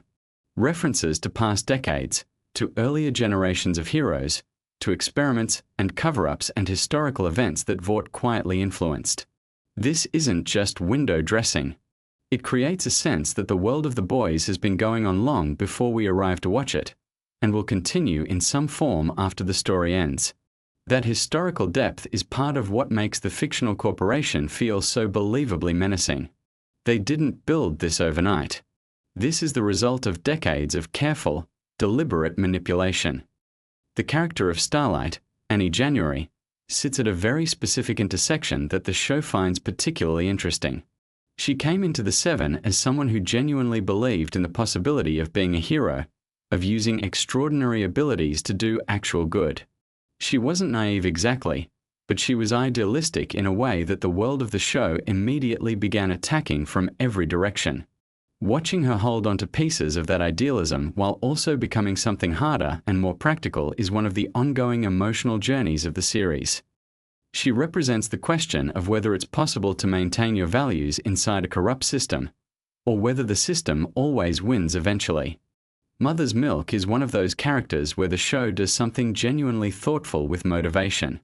His reasons for being in the fight against Vought are deeply personal, connected to family history and loss in ways that make his commitment feel grounded in something real rather than abstract heroism. And the show pays attention to how that personal history shapes the way he sees the larger mission. He's not fighting for some general idea of justice. He's fighting for something specific and human, which is ultimately what makes him one of the most relatable people in a cast of characters who are frequently operating at the extreme edges of human behavior. Think for a moment about how the show handles power specifically, physical superhuman power, and what it does to people psychologically. Almost every superhero in The Boys who has significant power has been damaged by it in some way. Either they were given it too young, or under circumstances that were traumatic, or in a context where the power was immediately used to corrupt rather than protect. The show seems to argue pretty consistently that power in the hands of people who haven't developed the emotional and moral framework to use it responsibly is one of the most dangerous things imaginable, which maps directly onto critiques of real-world power structures, even without the supernatural element. There's something deeply satisfying about how the show builds and releases tension across episodes. It doesn't follow a predictable rhythm. You can be deep in a comedic sequence and then suddenly something genuinely affecting happens. Or you can be braced for something terrible and the show pivots into absurdist humor instead. This unpredictability is part of what keeps people watching, but it also creates a specific emotional experience where you're never quite settled, never quite sure what register the show is operating in at any given moment. Which, when you think about it, is also what living inside a world with unchecked powerful people might actually feel like. The satirical targets of The Boys are broad in scope but consistent in their angle of attack. Corporate greed, celebrity worship, religious manipulation, political opportunism, media complicity. These aren't separate themes that the show visits occasionally. They're woven together into a single interconnected critique of how power operates in modern society. And the show does this without ever becoming preachy, which is genuinely difficult. The secret is that the satire is always expressed through character and situation rather than through direct statement. Nobody steps up to deliver a lecture. The critique lives in what happens, in the consequences characters face, in the gaps between what characters say and what they actually do. Let's close out this evening with the idea that makes The Boys perhaps most interesting as a thought experiment. The superheroes in this show are not heroes in any meaningful sense. They are celebrities who happen to have extraordinary abilities. The corporation treats them as products. The public treats them as gods. And many of them have come to believe the mythology built around them. The question the show quietly asks underneath all the chaos and violence and dark comedy is a simple one. What would it actually take to hold power accountable? And the answer the show keeps returning to is that it takes ordinary people refusing to stop, even when the cost is enormous, even when the odds are completely ridiculous, even when it seems like the forces aligned against them are simply too vast and too entrenched to ever be moved. That's not a comfortable answer. But it's an honest one. And on that note, you can let all of that settle gently into the back of your mind, into that place where the thoughts get quieter and the body gets heavier and the night wraps around you like something familiar and warm. There's nothing more to figure out tonight. The world of The Boys will still be there tomorrow, full of its wild characters and impossible situations and hidden layers waiting to be noticed. But right now, this moment is just for resting. So breathe slowly, let the thoughts drift off one by one, and drift gently into sleep knowing you've spent these quiet minutes well. Here's a gentle drift into something your brain can actually enjoy tonight. Jensen Ackles spent 15 years being one of TV's most beloved heroes. Then his old boss hired him to destroy that entire image, and the result broke the internet in 2022. The Boys first appeared on Amazon Prime Video back in 2019, and it immediately carved out its own unique space in the superhero genre. By the time Season 3 arrived in June of 2022, the show had become a full-blown cultural phenomenon. Season 3 pushed things even further than anyone expected, diving deeper into the politics, the satire, the violence, and the character development that fans had come to love. But there's so much more to this season than what you see on screen. The stories behind the stories are just as compelling as the show itself, and tonight we are going to walk through all of them at a pace that's perfect for winding down and drifting off. Let's start with the most talked about element of Season 3, which is the introduction of Herogasm. Now, even if you haven't seen the show, you've probably heard people mention this episode. Herogasm is originally a storyline from the comic books written by Garth Ennis, and for years fans wondered whether the show would ever actually adapt it. When showrunner Eric Kripke and his team finally decided to go for it, they committed completely. The episode titled Herogasm became one of the most discussed and dissected episodes of television in 2022. What's genuinely fascinating is that the production team made a very deliberate and thoughtful decision to approach the content in a way that felt purposeful rather than gratuitous. Kripke talked openly about how they wanted the scene to serve the story and the characters rather than exist purely for shock value. The Homelander versus Soldier Boy versus Butcher confrontation that takes place during that episode is genuinely one of the most intense fight sequences the show has ever produced. Speaking of Soldier Boy, the casting of Jensen Ackles in that role deserves its own conversation. Jensen Ackles spent 15 years playing Dean Winchester on Supernatural, a show that Eric Kripke himself created. So when it came time to cast Soldier Boy, a character who is essentially a toxic, narcissistic, deeply dangerous version of a classic American superhero, Kripke knew exactly who he wanted. There's something beautifully layered about taking an actor who became famous for playing a beloved hero and giving him a role that systematically deconstructs the very idea of heroism.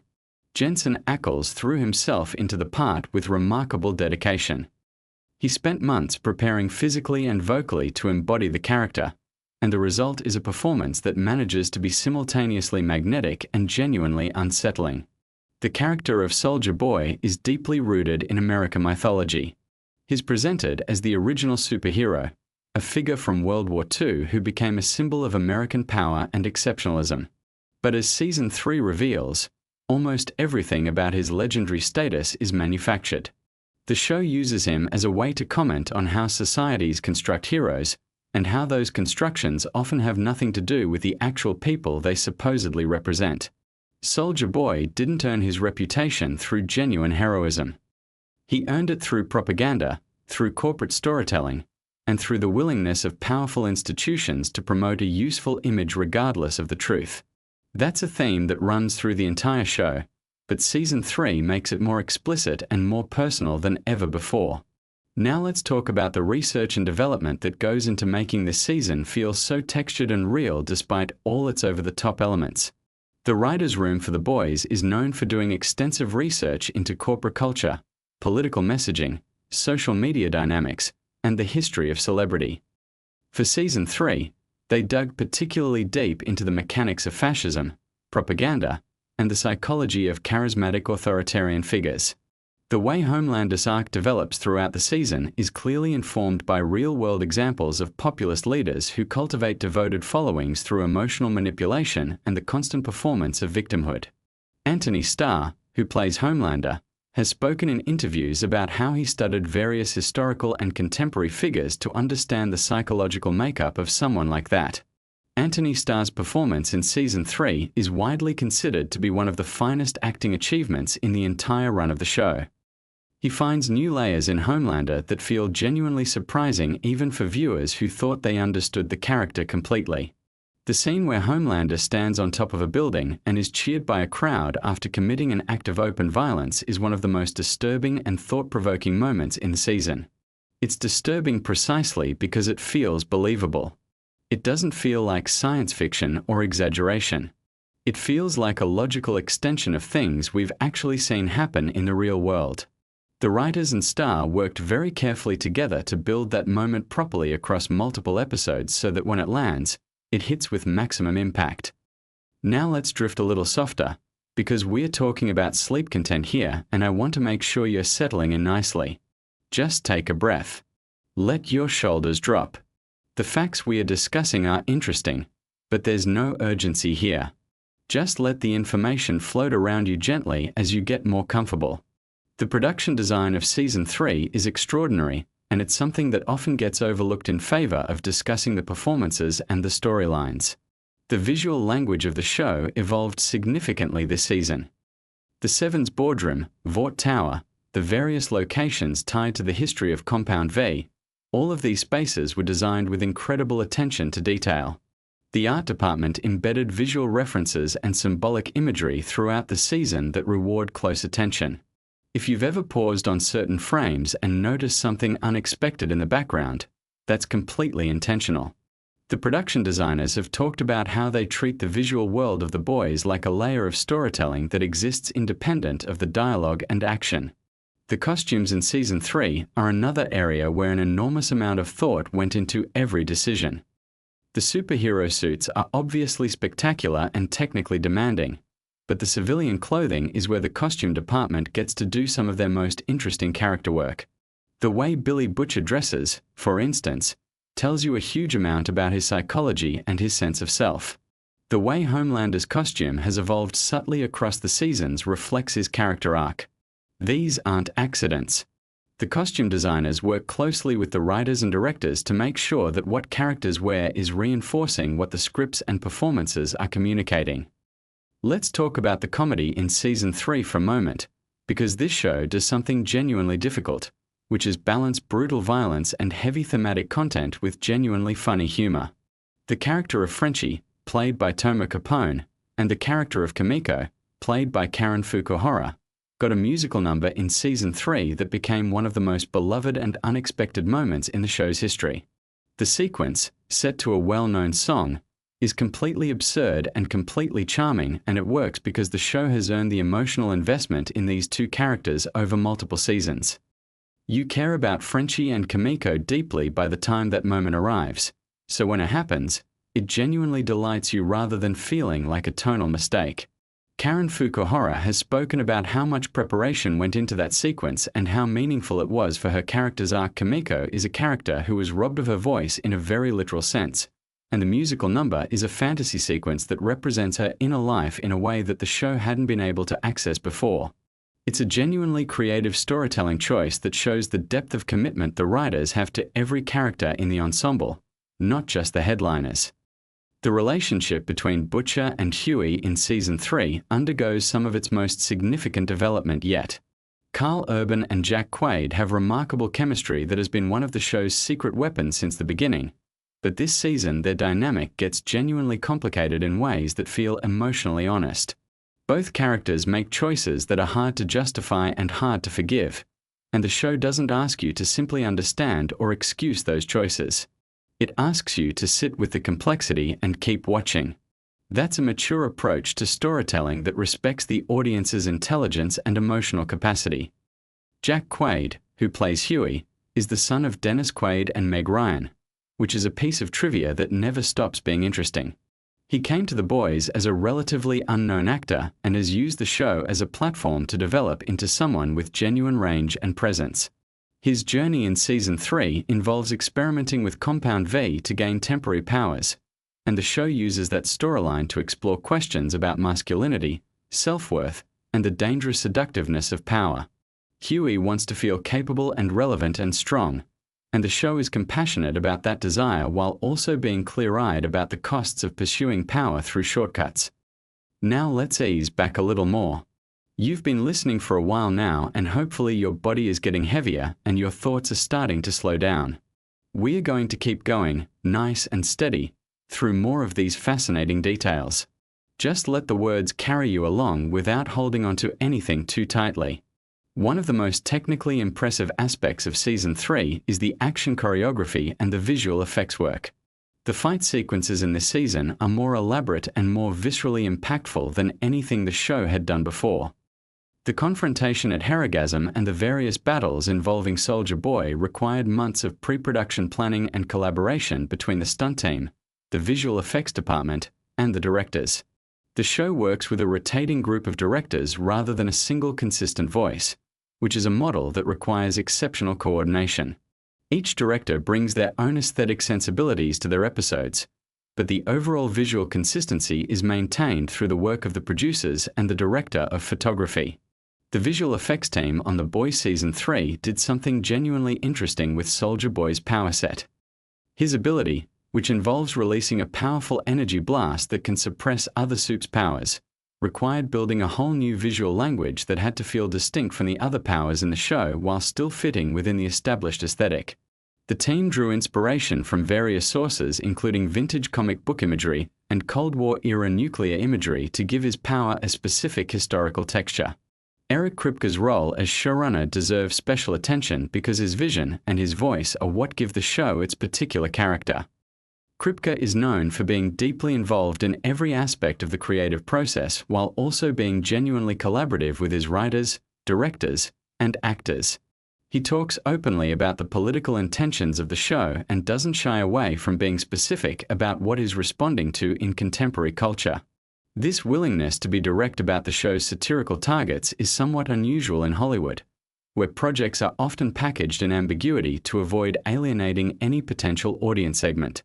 Kripke has made a deliberate choice to be clear about what The Boys is saying and to trust that the audience will be receptive to that kind of directness. The show's handling of social media and online celebrity culture in Season 3 is particularly sharp.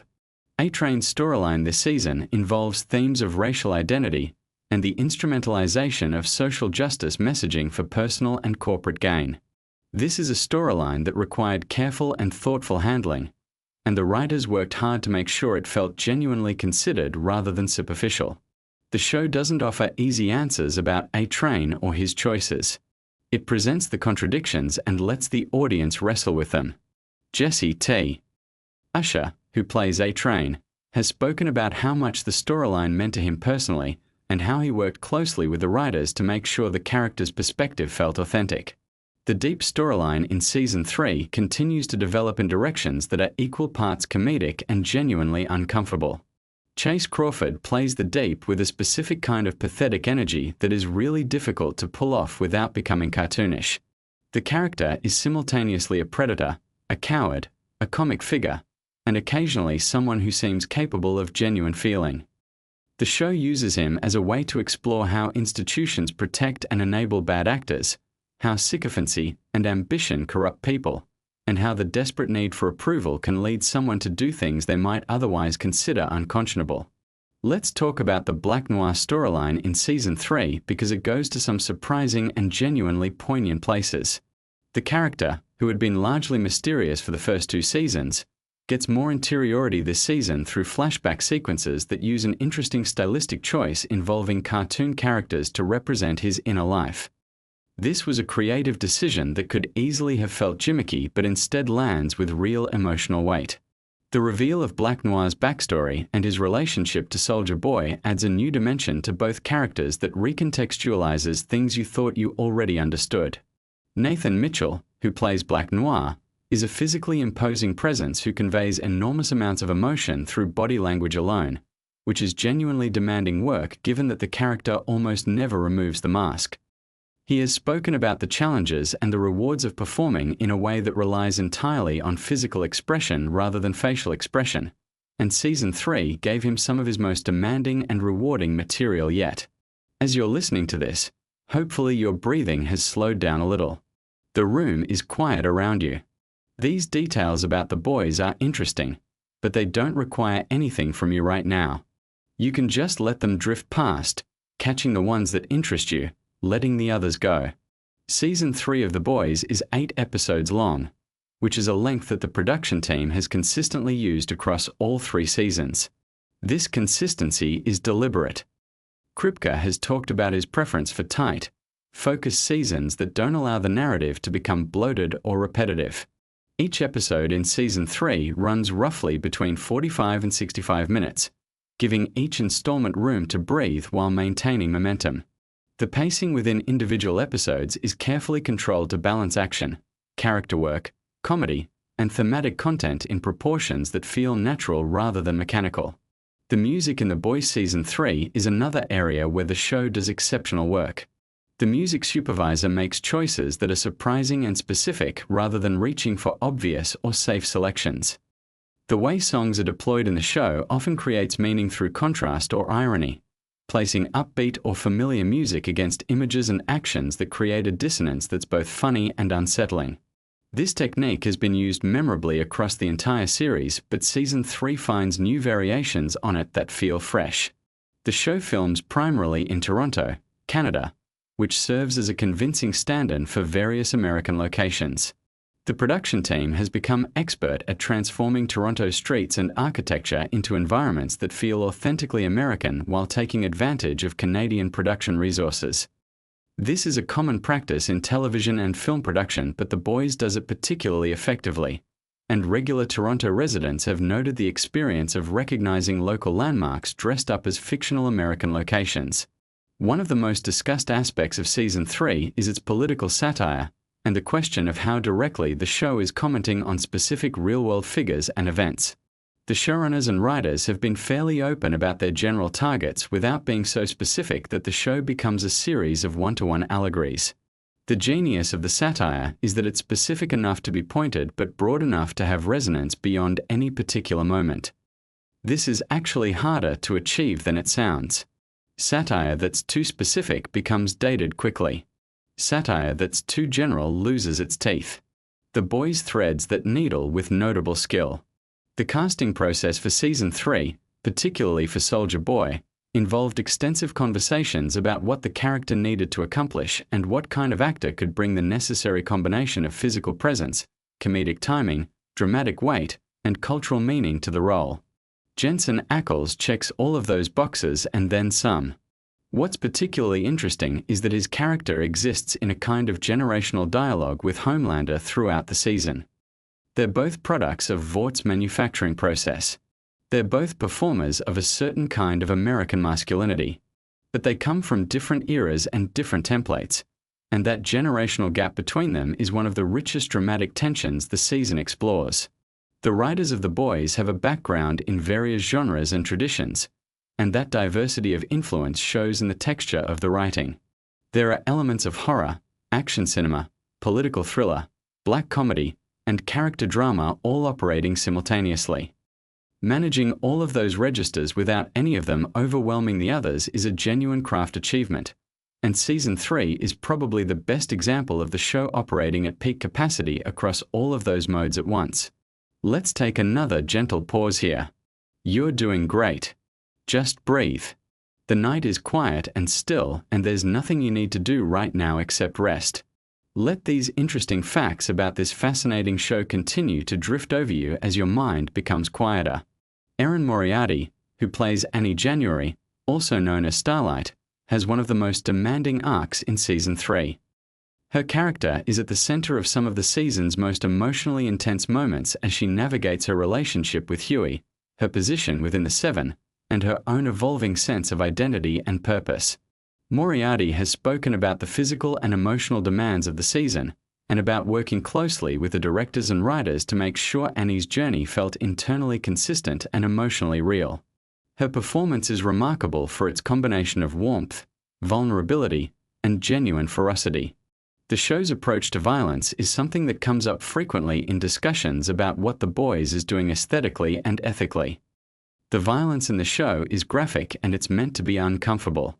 The creative team has been consistent in explaining that they want the violence to have weight and consequence rather than being the kind of bloodless, sanitized violence that dominates most superhero content.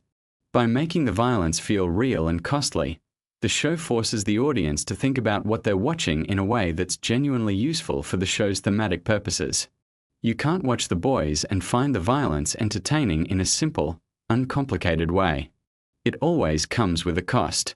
The relationship between The Boys and the superhero genre more broadly is a genuinely complex one. The show clearly loves superhero stories even as it systematically deconstructs them. Many of the creators and cast members are fans of the genre who see The Boys as a way of engaging with it critically rather than dismissing it.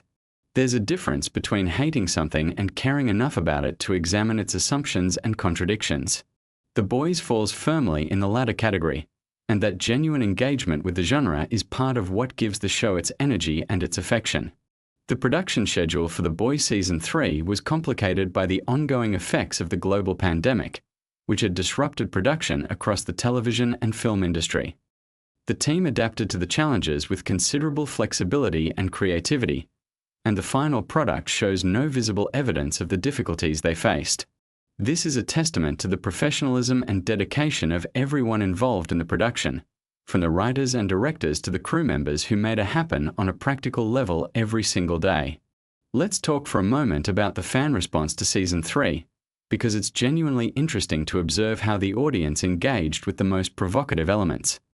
The Heragasm episode was watched and discussed by enormous numbers of people who had perhaps been casual fans before and became deeply invested viewers after experiencing what the show was willing to do. The internet response to that episode was a kind of cultural event in itself, with commentary coming from people across the entertainment industry, media, and general public. The showrunners had anticipated a strong reaction, but the scale of the conversation surprised even them. The show's use of social media as part of its promotional strategy has been particularly clever. The Vought International account, which presents itself as though it's the real social media presence of the fictional corporation from the show, has become a beloved part of the fan experience. The content posted on these accounts extends the world of the show into real social media spaces in a way that's both funny and thought-provoking, given that the show is partly about the power of social media and corporate messaging. It's the show practicing what it preaches in a way that demonstrates genuine self-awareness. The critical response to Season 3 was overwhelmingly positive, with particular praise directed at the performances, the writing, and the show's willingness to continue taking risks rather than settling into a comfortable formula. Shows that make it to a third season often become more cautious as they try to protect what they've built, but the boys actually became more ambitious and more confident with each passing season. That's a pattern that's relatively rare in television, and it's worth noting as one of the show's significant achievements. One particularly interesting behind-the-scenes detail from Season 3 involves the writing of the Homelander storyline. The writers have described the process of mapping out his arc as requiring them to constantly think about real-world historical examples of how charismatic but dangerous figures build and maintain power. They read extensively in history and political science to understand the mechanics of what Homelander is doing, which is why his manipulation of public sentiment feels so disturbingly credible. Anthony Starr then took that research and grounded it in an incredibly specific, technically precise performance that never tips over into caricature. The Boys exists in a tradition of satirical fiction that includes everything from network to DR. Strangelove to Don't Look Up, works that use exaggeration and dark humor to illuminate uncomfortable truths about how power operates and how ordinary people respond to it. What makes The Boys distinctive within that tradition is the combination of its mainstream appeal, its superhero trappings, and its genuine emotional depth. It reaches people who might not normally engage with explicitly political satire because it wraps its arguments in an enormously entertaining package. You're still here, which is wonderful. Hopefully you're quite relaxed by now, maybe drifting a little. That's perfectly fine. Just let the last few details wash over you gently as we wind down this conversation about a show that has so much more going on beneath its spectacular surface. The character of Victoria Newman, played by Claudia Dumont, becomes even more important in Season 3 as her true allegiances and capabilities become clearer. The character is a brilliantly constructed piece of satire about political ambition and the way institutions protect people who are useful to them regardless of what those people have done. Dumont brings a specific kind of controlled intensity to the role that makes Newman consistently compelling even when the character is doing things that are difficult to watch. The show's writers have consistently said that they want the show to be genuinely funny as well as genuinely disturbing, and Season 3 achieves that balance probably better than any previous season. The comedy never undercuts the drama, and the drama never makes the comedy feel inappropriate. They exist simultaneously because that's how life actually works. The most intense and the most absurd things can occupy the same moment, and the ability to reflect that truth is one of the markers of genuinely sophisticated storytelling.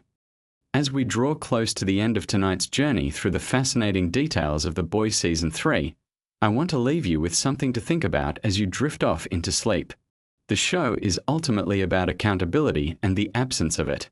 It's about what happens when power is allowed to operate without consequences, when the stories we tell about strength and heroism are manufactured rather than earned, and when ordinary people try to find ways to hold extraordinary power responsible. Those are questions that have always mattered and will always matter, which is why the show resonates so deeply with so many people. The craft and care that went into Season 3, from the performances to the writing to the visual effects to the production design, represents a remarkable collective achievement. Television is a collaborative medium, and The Boys is one of the best recent examples of what's possible when talented people work together with genuine ambition and genuine respect for their audience. So let that be where we leave things tonight. The lights are low.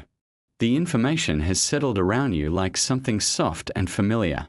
You know a little more now about how one of television's most interesting shows was made and what it was trying to do. And there's nothing left for you to do tonight except let your thoughts grow quieter and your breathing grow slower and let the rest of the night carry you somewhere peaceful. Sleep well. You've earned it.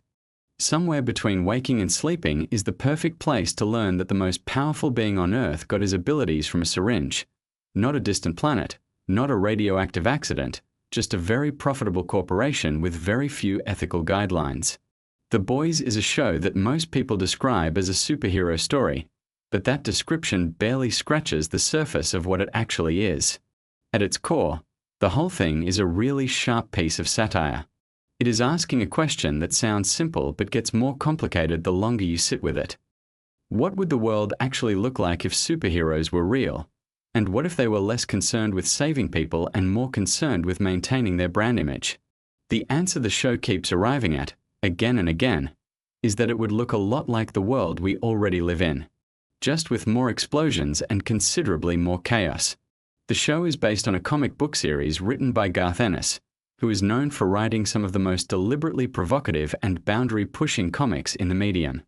He created the source material with artist Derek Robertson, and it ran for about 72 issues between 2006 and 2012.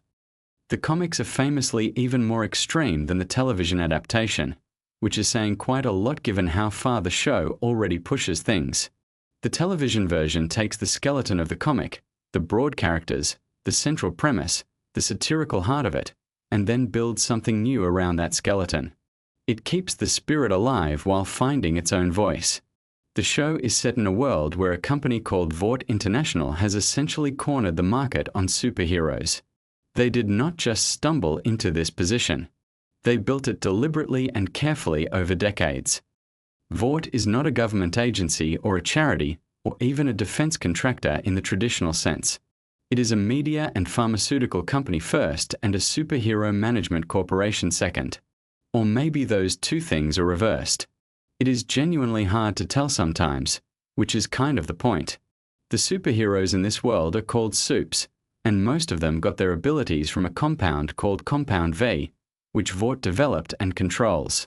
This detail matters enormously to the whole story because it means the existence of superheroes is not some cosmic accident or the result of alien radiation or a spider bite in a science lab.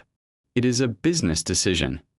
Vought created them because Vought wanted them, and Vought maintains that monopoly on superhuman creation because it gives them extraordinary leverage over governments, militaries, corporations, and basically everyone else on the planet. Sleep on that thought for a moment. The idea that power is not just acquired but manufactured and then sold. The top team of superheroes in this world is called the Seven, which is obviously a reference to the number 7 but also plays on the idea of these grand teams of heroes you see in other comic universes. They live and work out of something called the Tower. They have action figures and breakfast cereals and streaming deals and everything else you would expect from celebrities of that magnitude. They are not really crime fighters in the traditional sense. They are intellectual properties. They are assets on a balance sheet. The actual heroics they do are mostly carefully staged, or at least carefully presented to make them look as good as possible regardless of what actually happened. The central character on the side of the heroes, if we are using that word loosely, is a man named Billy Butcher. He is a deeply complicated, frequently infuriating, and occasionally oddly touching character who operates the group known as the Boys.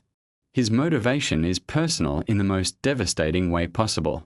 His wife Becca had a connection to Homelander, the most powerful and most dangerous supe, and that connection destroyed his family. Butcher's entire mission is built around grief and rage, and the show is honest enough to admit that grief and rage make a person do things they should not do. He is not a clean hero. He is barely a hero at all in the conventional sense. But there is something about him that keeps you invested. Homelander himself is one of the genuinely remarkable villain creations in modern television. He is a Superman parody on the surface, same general look, same general power set, flying and laser vision and enormous physical strength. But where Superman is idealized goodness, Homelander is idealized goodness as a performance hiding something completely hollow underneath. He grew up without love, raised in a laboratory environment, tested and studied and never held or comforted or treated like a child rather than an experiment. And what that created is a person of almost limitless physical power and almost no genuine emotional foundation. He craves approval constantly. He needs people to love him. And when they do not, or when he suspects they do not, the response is terrifying. The actor who plays him is Anthony Starr, who is from New Zealand and was not particularly famous before this role. Watching him play Homelander is one of those experiences where you genuinely forget there is an actor doing work. He has this quality in the performance where the character can switch from warm and paternal to cold and menacing in a fraction of a second, and the transition is smooth enough that you are never quite sure which version is real. The answer the show eventually gives you is that neither version is entirely real, which is somehow more disturbing than either option on its own. The show is also quite deliberate about the way it uses its superhero aesthetics to talk about celebrity culture, corporate power, and the way media shapes what people believe about the world. The Vought News network in the show is an obvious parallel to certain real-world media organizations, and the way it manages the narratives around the superheroes mirrors the way public relations and media management work in practice. Nothing about the heroic image is accidental. Every appearance, every statement, every charity event is calibrated. One of the show's most interesting recurring threads is the way it handles religion and faith. As the series progresses, Vought begins exploring the idea of positioning Homelander not just as a celebrity or a hero, but as something closer to a divine figure. The logic behind this is almost frighteningly straightforward once you hear it. If you can convince people that someone is not just powerful but holy, their loyalty becomes essentially unshakable. Criticism becomes not just wrong but sinful. And the person at the center of that devotion can do whatever they want because their authority is now framed as sacred rather than institutional. This is why the show is so layered even when it seems like it is just being shocking for its own sake. The shocking moments exist on the surface, but underneath them there is always an argument being made about something real. The question of how power maintains itself, how institutions protect themselves, how ordinary people get caught up in systems they did not design and sometimes cannot see clearly from inside. Annie January, who uses the name Starlight publicly, is another deeply interesting character. She arrived at the Seven with genuine idealism, actually believing in the heroic mission, and the show spent considerable time documenting the slow erosion of that idealism as she learned what the organization actually was. What makes her compelling is that she does not simply become cynical. She fights to hold on to something real even as everything around her tries to corrupt or dismiss it. Her relationship with Huey Campbell, the other major character on the side of the boys, is one of the emotional anchors of the whole series. Huey started the whole story as a relatively ordinary guy who got pulled into this world after a tragedy involving one of the Supes. He is fundamentally decent, which sounds like a small thing but is actually quite rare in this universe. He sometimes overcorrects and becomes too passive or too deferential, but the show keeps bringing him back to his own sense of right and wrong. His relationship with Annie is interesting partly because they represent two different approaches to the same question, which is how do you maintain your humanity inside systems designed to strip it away from you? The show also features a character called Mother's Milk, whose nickname has an unusual and very specific origin that the show explains. He is the moral center of the boys in many ways, more grounded and more consistent than Butcher, more experienced and more cautious than Huey. He has a complicated family life, and the tension between his responsibilities to that family and his responsibilities to the mission is something the show returns to repeatedly. He represents the cost that this kind of work extracts from a person over time. Frenchie and Kimiko are another pairing worth thinking about on a quiet night. Frenchie is a chemist and a weapons specialist with a chaotic past and a gift for unexpected warmth. Kimiko was a captive who had Compound V administered against her will and developed superhuman abilities as a result. She does not speak, which is a creative choice that forces the show to develop her character entirely through action and expression and her dynamic with Frenchie. Their relationship becomes one of the most genuinely tender things the show contains, which is a notable achievement given everything else happening around them. The Deep is a character who started as a simple parody of Aquaman but gradually became something more complicated as the series continued. He talks to marine animals, which is played for a mixture of comedy and pathos in equal measure. He is deeply insecure, frequently incompetent, and was pushed out of the Seven under circumstances the show handles with surprising seriousness. His attempts to rehabilitate his public image and find meaning take him through some genuinely strange places, and his relationship with the ocean creatures he interacts with becomes oddly moving.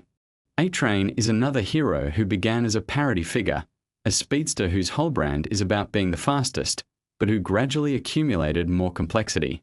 Questions about performance enhancement, about what it costs to maintain superhuman performance long-term, about race and representation within the Vought system. The show uses his storyline to examine how institutions make promises about diversity and inclusion while actually doing the opposite of those things at every structural level. Queen Maeve is a Wonder Woman analog who appears to have everything but has been grinding herself down for years, maintaining a performance of heroism she no longer believes in. Her arc involves the exhaustion of pretending and the complicated possibility of stopping. Stillwell was a character who represented Vort's corporate face, someone who understood exactly what the company was and managed it with cold efficiency. Her relationship with Homelander was one of the most psychologically unusual dynamics in the early seasons. The comic book origins of many characters are worth knowing about.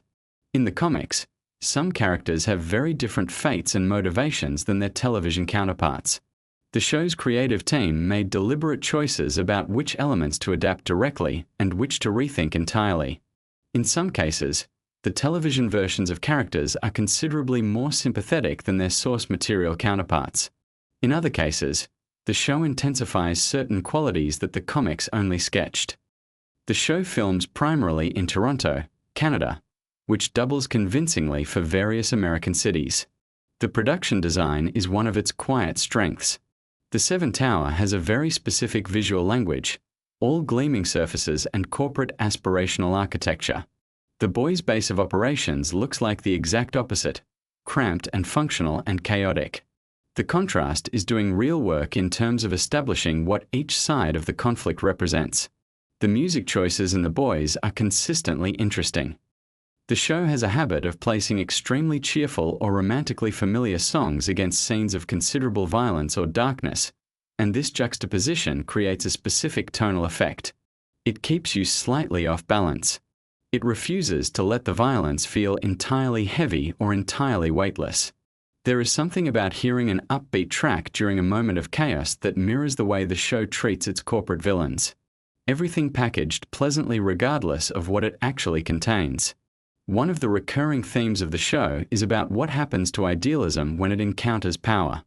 Almost every character in The Boys has some version of this arc. They believed in something, or they chose to believe in something, or they were sold something worth believing in, and then reality arrived. How each character processes that collision between belief and reality defines what they become. Some become cynical. Some become violent. Some find a way to hold on to something worth holding on to. The show does not always tell you which response is correct, and that ambiguity is part of what makes it interesting to think about. The satirical targets shift somewhat as the show progresses. Early on, it is primarily about celebrity culture and corporate behavior. As it continues, it broadens to include social media dynamics, political radicalization, the way media ecosystems create closed loops of belief, and the specific mechanics of how cults of personality form and grow. These themes are not subtle, but they are handled with enough specificity to feel genuinely observed rather than just reactive. The Compound V mythology expands considerably as the show progresses. We learn more about its history, where it came from, how it was developed, how it was used over decades before the show's present-day events. Some of this history involves experiments on soldiers without their knowledge or consent, which is one of the darker corners of the lore. The show uses this history to complicate the idea that the soup problem is recent or unprecedented. The roots of it go back much further than most people in the world of the show understand. Soldier Boy is a character introduced in the third season who represents a different era of Vort's ambitions. He is presented as the original superhero, the first successful Compound V product, and his existence raises interesting questions about the mythology the company built. Jensen Ackles, who plays him, brings a specific quality to the role that plays interestingly against the other characters. The character's relationship to contemporary events is complicated by the fact that he is essentially a product of a completely different cultural moment who has been thrust into the present without adequate preparation. The Black Noir character has one of the more unusual trajectories in the show, involving questions of identity and what lies beneath the mask in both literal and figurative senses. The Sage character, introduced in later seasons, is fascinating because she represents intelligence weaponized entirely in service of power. She is the smartest person in most rooms but has chosen to deploy that intelligence in ways that raise deep questions about what intelligence without ethics actually produces. The relationship between the Boys and Vought is not simply one of good versus evil, though it sometimes appears that way on the surface. The Boys operate outside the law, frequently cause collateral damage, make terrible decisions, and have genuine moral failures. Vought is clearly worse in most ways, but the show is interested in the question of whether fighting something makes you like it, whether the methods you choose contaminate the cause you are fighting for. This is not a show with clean heroes and dirty villains. The dirt is distributed fairly widely. As the series moves toward its later seasons, the stakes escalate in ways that feel earned by the groundwork laid earlier. The question of what would happen if someone with Homelander's power and psychological profile accumulated genuine political and religious authority becomes less hypothetical and more immediate. The show starts asking what the end of this story looks like, what the world on the other side of all of this conflict might be, whether anything can actually be fixed or whether certain things once broken stay broken. The show has developed an enormous following that engages with it on multiple levels simultaneously. Some people watch purely for the chaos and spectacle. Some watch for the satire and the commentary. Some watch for the character work and the emotional storylines. The show manages to deliver enough of each of these things to hold all of those audiences. The trick is that none of those layers undermines the others. The satire makes the spectacle more meaningful. The character work makes the satire feel human rather than abstract. The chaos makes the quieter moments land harder by contrast. There is something worth appreciating in the fact that a show this deliberately extreme is also one of the more thoughtfully constructed pieces of television currently being made. It knows what it is saying. It knows why it is saying it. And underneath all the loudness, there is a genuine investment in the question of what ordinary people are supposed to do when the systems they live inside turn out to be corrupt at every level. That question does not have an easy answer. The show knows it does not have an easy answer, but it keeps asking anyway. So as you drift off tonight, let that sit with you gently. A world of impossible powers and entirely human problems.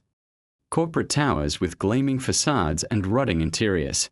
Characters trying to find something worth holding onto in the middle of everything falling apart. The Boys is loud and chaotic and frequently very funny and occasionally genuinely moving. And it is asking questions that do not go away just because the episode ends. Sleep well. The world will still be there in the morning. Superhero optional. The most unsettling superhero ever put on screen wasn't created by Marvel or DC. He was raised in a laboratory, never told he was loved, and given the power to destroy everything he touched. The Boys is a show that exists in this fascinating space between satire and genuine emotional storytelling.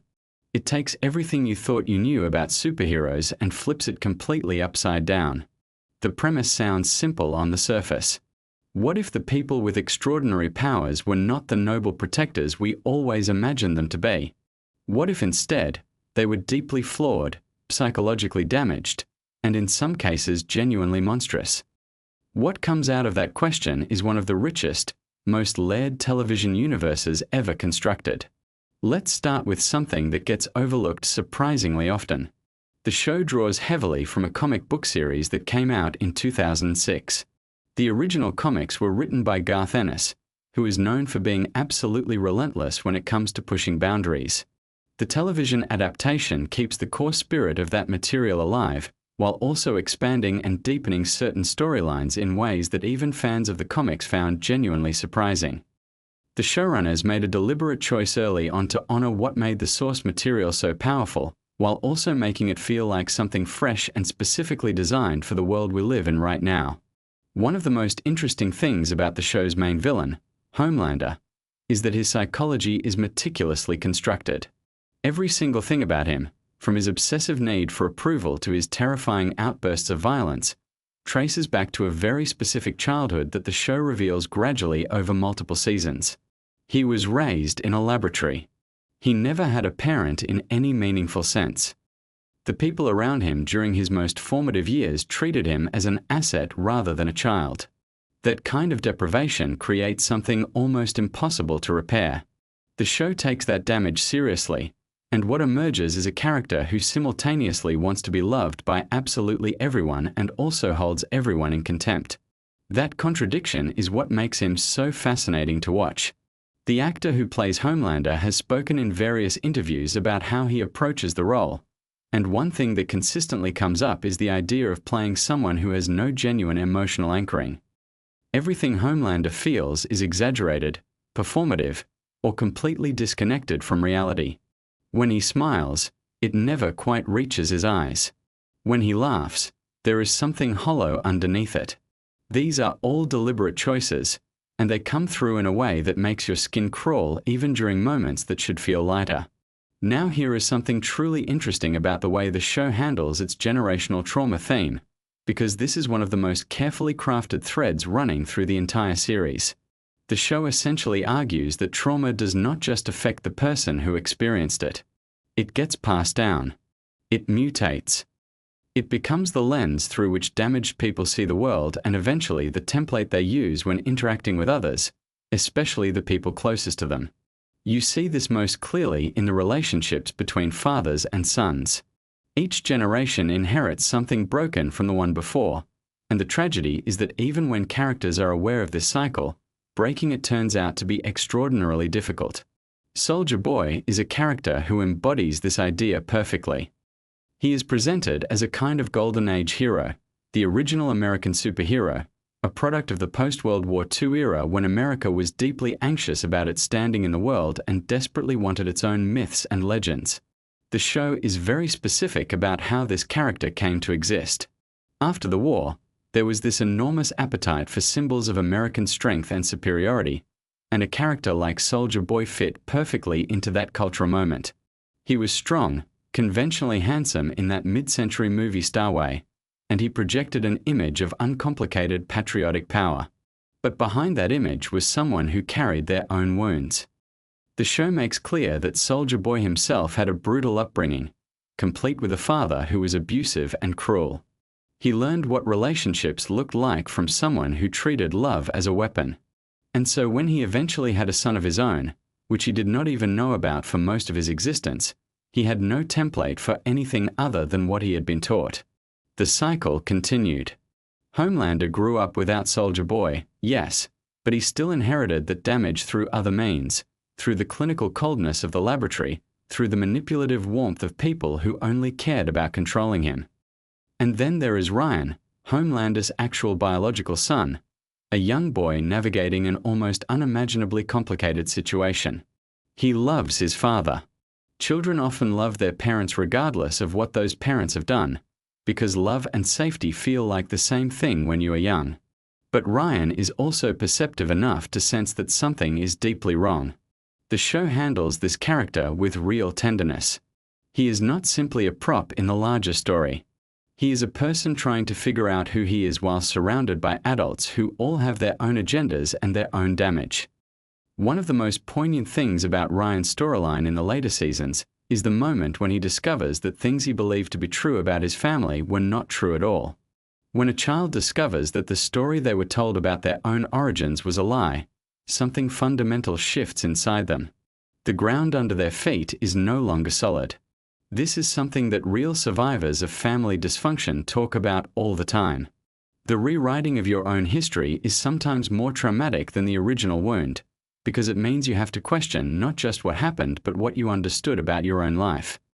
Now let's talk about the broader world of the show, because one of its most brilliant achievements is the way it constructs the infrastructure of this universe. Vought International is not just a company. It is a stand-in for every massive corporation that has ever wrapped itself in idealistic language while pursuing fundamentally self-interested goals. The show understands that the most dangerous villains are not the ones who openly announce their cruelty. The most dangerous villains are the ones who have convinced themselves and everyone around them that they are actually the good guys. The character of Stan Edgar is one of the show's most sophisticated creations for exactly this reason. He is not loud. He is not theatrical. He does not give monologues about domination or victory. He is simply a man who understands how power works at a structural level, and he uses that understanding with cold precision. When he says that corporations are the true villains, more dangerous than any individual with superpowers, he is not being ironic. He genuinely believes this because he has spent decades operating within that system and watching it produce results that individual violence never could. There is a speech in the later season that captures something genuinely important about how systems of power perpetuate themselves. The argument goes something like this. You can remove a person from power. You can expose them. You can even destroy them. But the structure that made them powerful, the institutions, the money, the cultural mythology built around their image, that structure persists. It finds a new vessel. It adapts. This is not a cynical or hopeless observation. It is actually a call to think about change at a deeper level, to address the roots rather than just the visible branches. The science fiction elements of the show, particularly the substance called Compound V, are used to explore questions about pharmaceutical power, about what happens when profit and human experimentation intersect without sufficient oversight. The show draws explicit parallels to real historical atrocities, moments when human beings were treated as experimental subjects by institutions that had convinced themselves the ends justified the means. These are not comfortable parallels, and they are not meant to be. Friedrich Vogt, the fictional scientist whose legacy haunts the entire show, is clearly modeled on the very real phenomenon of Nazi scientists who were recruited by the United States government after World War II through a program historically known as Operation Paperclip. The show does not shy away from what this means. If the foundation of your entire superhero industry was built on atrocity, if the very substance that creates these powerful beings was developed through the torture and murder of innocent people, then everything built on top of that foundation carries that weight. Every superhero in the show, whether they know it or not, is connected to that original violence. One of the recurring visual and thematic motifs of the show is the contrast between what things look like on the surface and what they actually are underneath. The Seven, the show's central superhero team, exists primarily as a marketing product. Their public appearances are managed by publicists. Their relationships are manufactured for media consumption. Their personalities are packaged and sold. The show draws this out in a way that feels uncomfortably familiar given how celebrity culture actually functions in the real world. Starlight is interesting precisely because she starts out genuinely believing in the mission. She grew up with authentic faith in superheroes as symbols of hope and protection. When she discovers what the reality of being a corporate superhero actually looks like, the disillusionment she experiences is written all over her face in every scene. She does not immediately become cynical. She does not flip into pure pragmatism. She struggles. She tries to reconcile what she believed with what she is learning. That struggle is one of the most human things in the show. Huey, her partner, has his own version of this journey. He enters the story as someone who has experienced the direct violence of superhero recklessness, someone who lost someone he loved to a casual accident that a superhero did not even bother to pause for. His anger is righteous. His desire for accountability is completely understandable. But the show is also honest about how anger, even righteous anger, can become its own kind of trap if you are not careful with it. Huey spends much of the series learning to be dangerous without becoming what he hates. Butcher is probably the most complicated character in the show's ensemble. He has all the qualities that genre fiction likes to give its anti-heroes. He is ruthless and intelligent. He is capable of extraordinary violence when the situation demands it. He is also genuinely committed to a cause he believes in deeply. But the show refuses to let him be simply cool or simply tragic. It insists on showing you the actual cost of the choices he makes. When Butcher hurts someone, when he lies or manipulates or destroys something in the service of his mission, there are consequences that ripple outward. People suffer. Trust is broken. The people who believed in him have to decide what to do with that information. His relationship with Ryan is one of the most emotionally loaded in the entire series. On one level, Butcher sees Ryan as a threat, as a potential Homelander in the making, a child with devastating power and uncertain moral development. On another level, Ryan represents something Butcher has lost and can never recover. There is a complicated protective instinct that lives inside his hostility, and the show gives you enough glimpses of it to understand that even this most guarded and destructive character carries something tender underneath all the damage. The world building in the show extends into some genuinely fascinating territory when it explores the religious dimension of superhero worship. There is something the show keeps circling back to, which is the idea that in a world where people with godlike power actually exist and are publicly visible, the human impulse toward religious devotion does not disappear. It just finds a new object. Homelander understands this on some instinctive level, and in the later seasons he begins actively cultivating it. He does not just want to be admired. He wants to be worshipped. He wants the kind of unconditional devotion that does not ask questions, that does not require accountability, that simply surrenders. The show makes this critique of authoritarian movements very carefully and very specifically. The rallies, the iconography, the way dissent is treated as betrayal. The way followers are encouraged to define themselves entirely in opposition to imagined enemies. These are not abstract warnings. They are drawn from very specific historical and contemporary sources. The writers have been thoughtful about not making this a partisan thing in the simplest sense. The critique is broader than that. It is about how charismatic authority figures exploit the genuine human need for belonging and meaning. The Deep is one of the show's most unexpected emotional landscapes. He starts out as a figure of somewhat grotesque satire, a powerful figure who abuses his position and then faces consequences he considers unfair.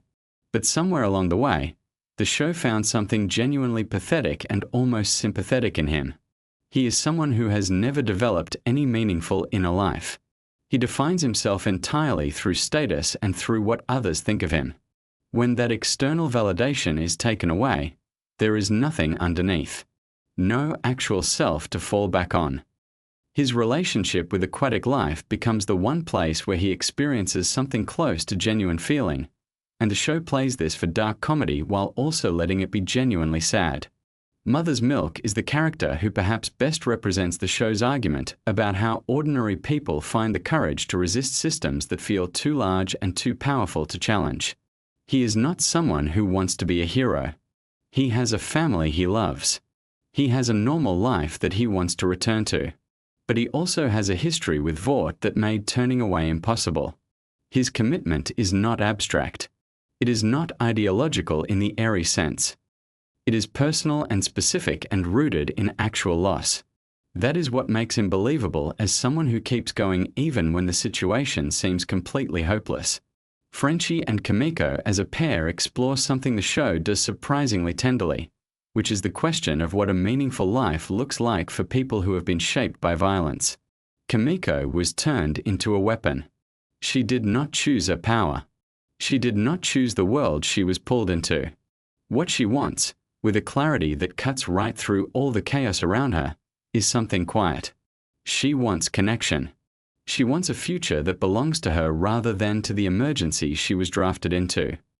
Whether or not she gets that future is something the show holds in careful suspension. The spin-off elements that the show has begun to develop point toward an even more elaborate universe, one that stretches back through decades of American history. The idea of exploring the origins of Vought in the post-war period, of seeing how the superhero mythology was constructed from the ground up during the Cold War era of anxiety and ambition, is genuinely exciting from a storytelling perspective. The show has always been interested in history, in how the present is shaped by things that happened before any of the current characters were born. Expanding backward into that territory gives the mythology more texture and more weight. One of the most technically impressive things about the show is how it manages tonal shifts.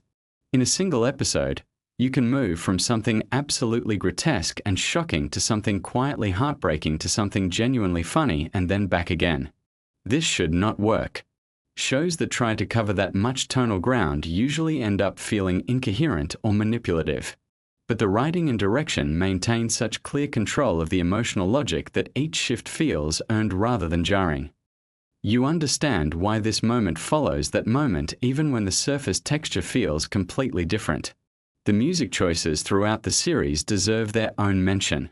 There is a particular joy in how the show places classic rock and pop songs in completely unexpected contexts, letting the familiar sounds of beloved music become strange and sometimes sinister when attached to images that recontextualize them entirely. This is a technique with a long history in film and television, but the show uses it with particular wit and precision. As you drift towards sleep, carry with you the idea at the heart of all of this storytelling. Power does not corrupt in a simple mechanical way. What power does is reveal. It takes what is already inside a person and removes the normal social pressures that keep it hidden. The kindness that a genuinely kind person carries comes out more freely when they have power. The cruelty that a cruel person has been managing comes out too. The world the show builds is not a world where extraordinary people are simply bad. It is a world where extraordinary power applied to ordinary human damage produces consequences that ordinary human communities struggle to contain. The most hopeful thing about it is that even in that world, people keep trying. They keep reaching toward each other.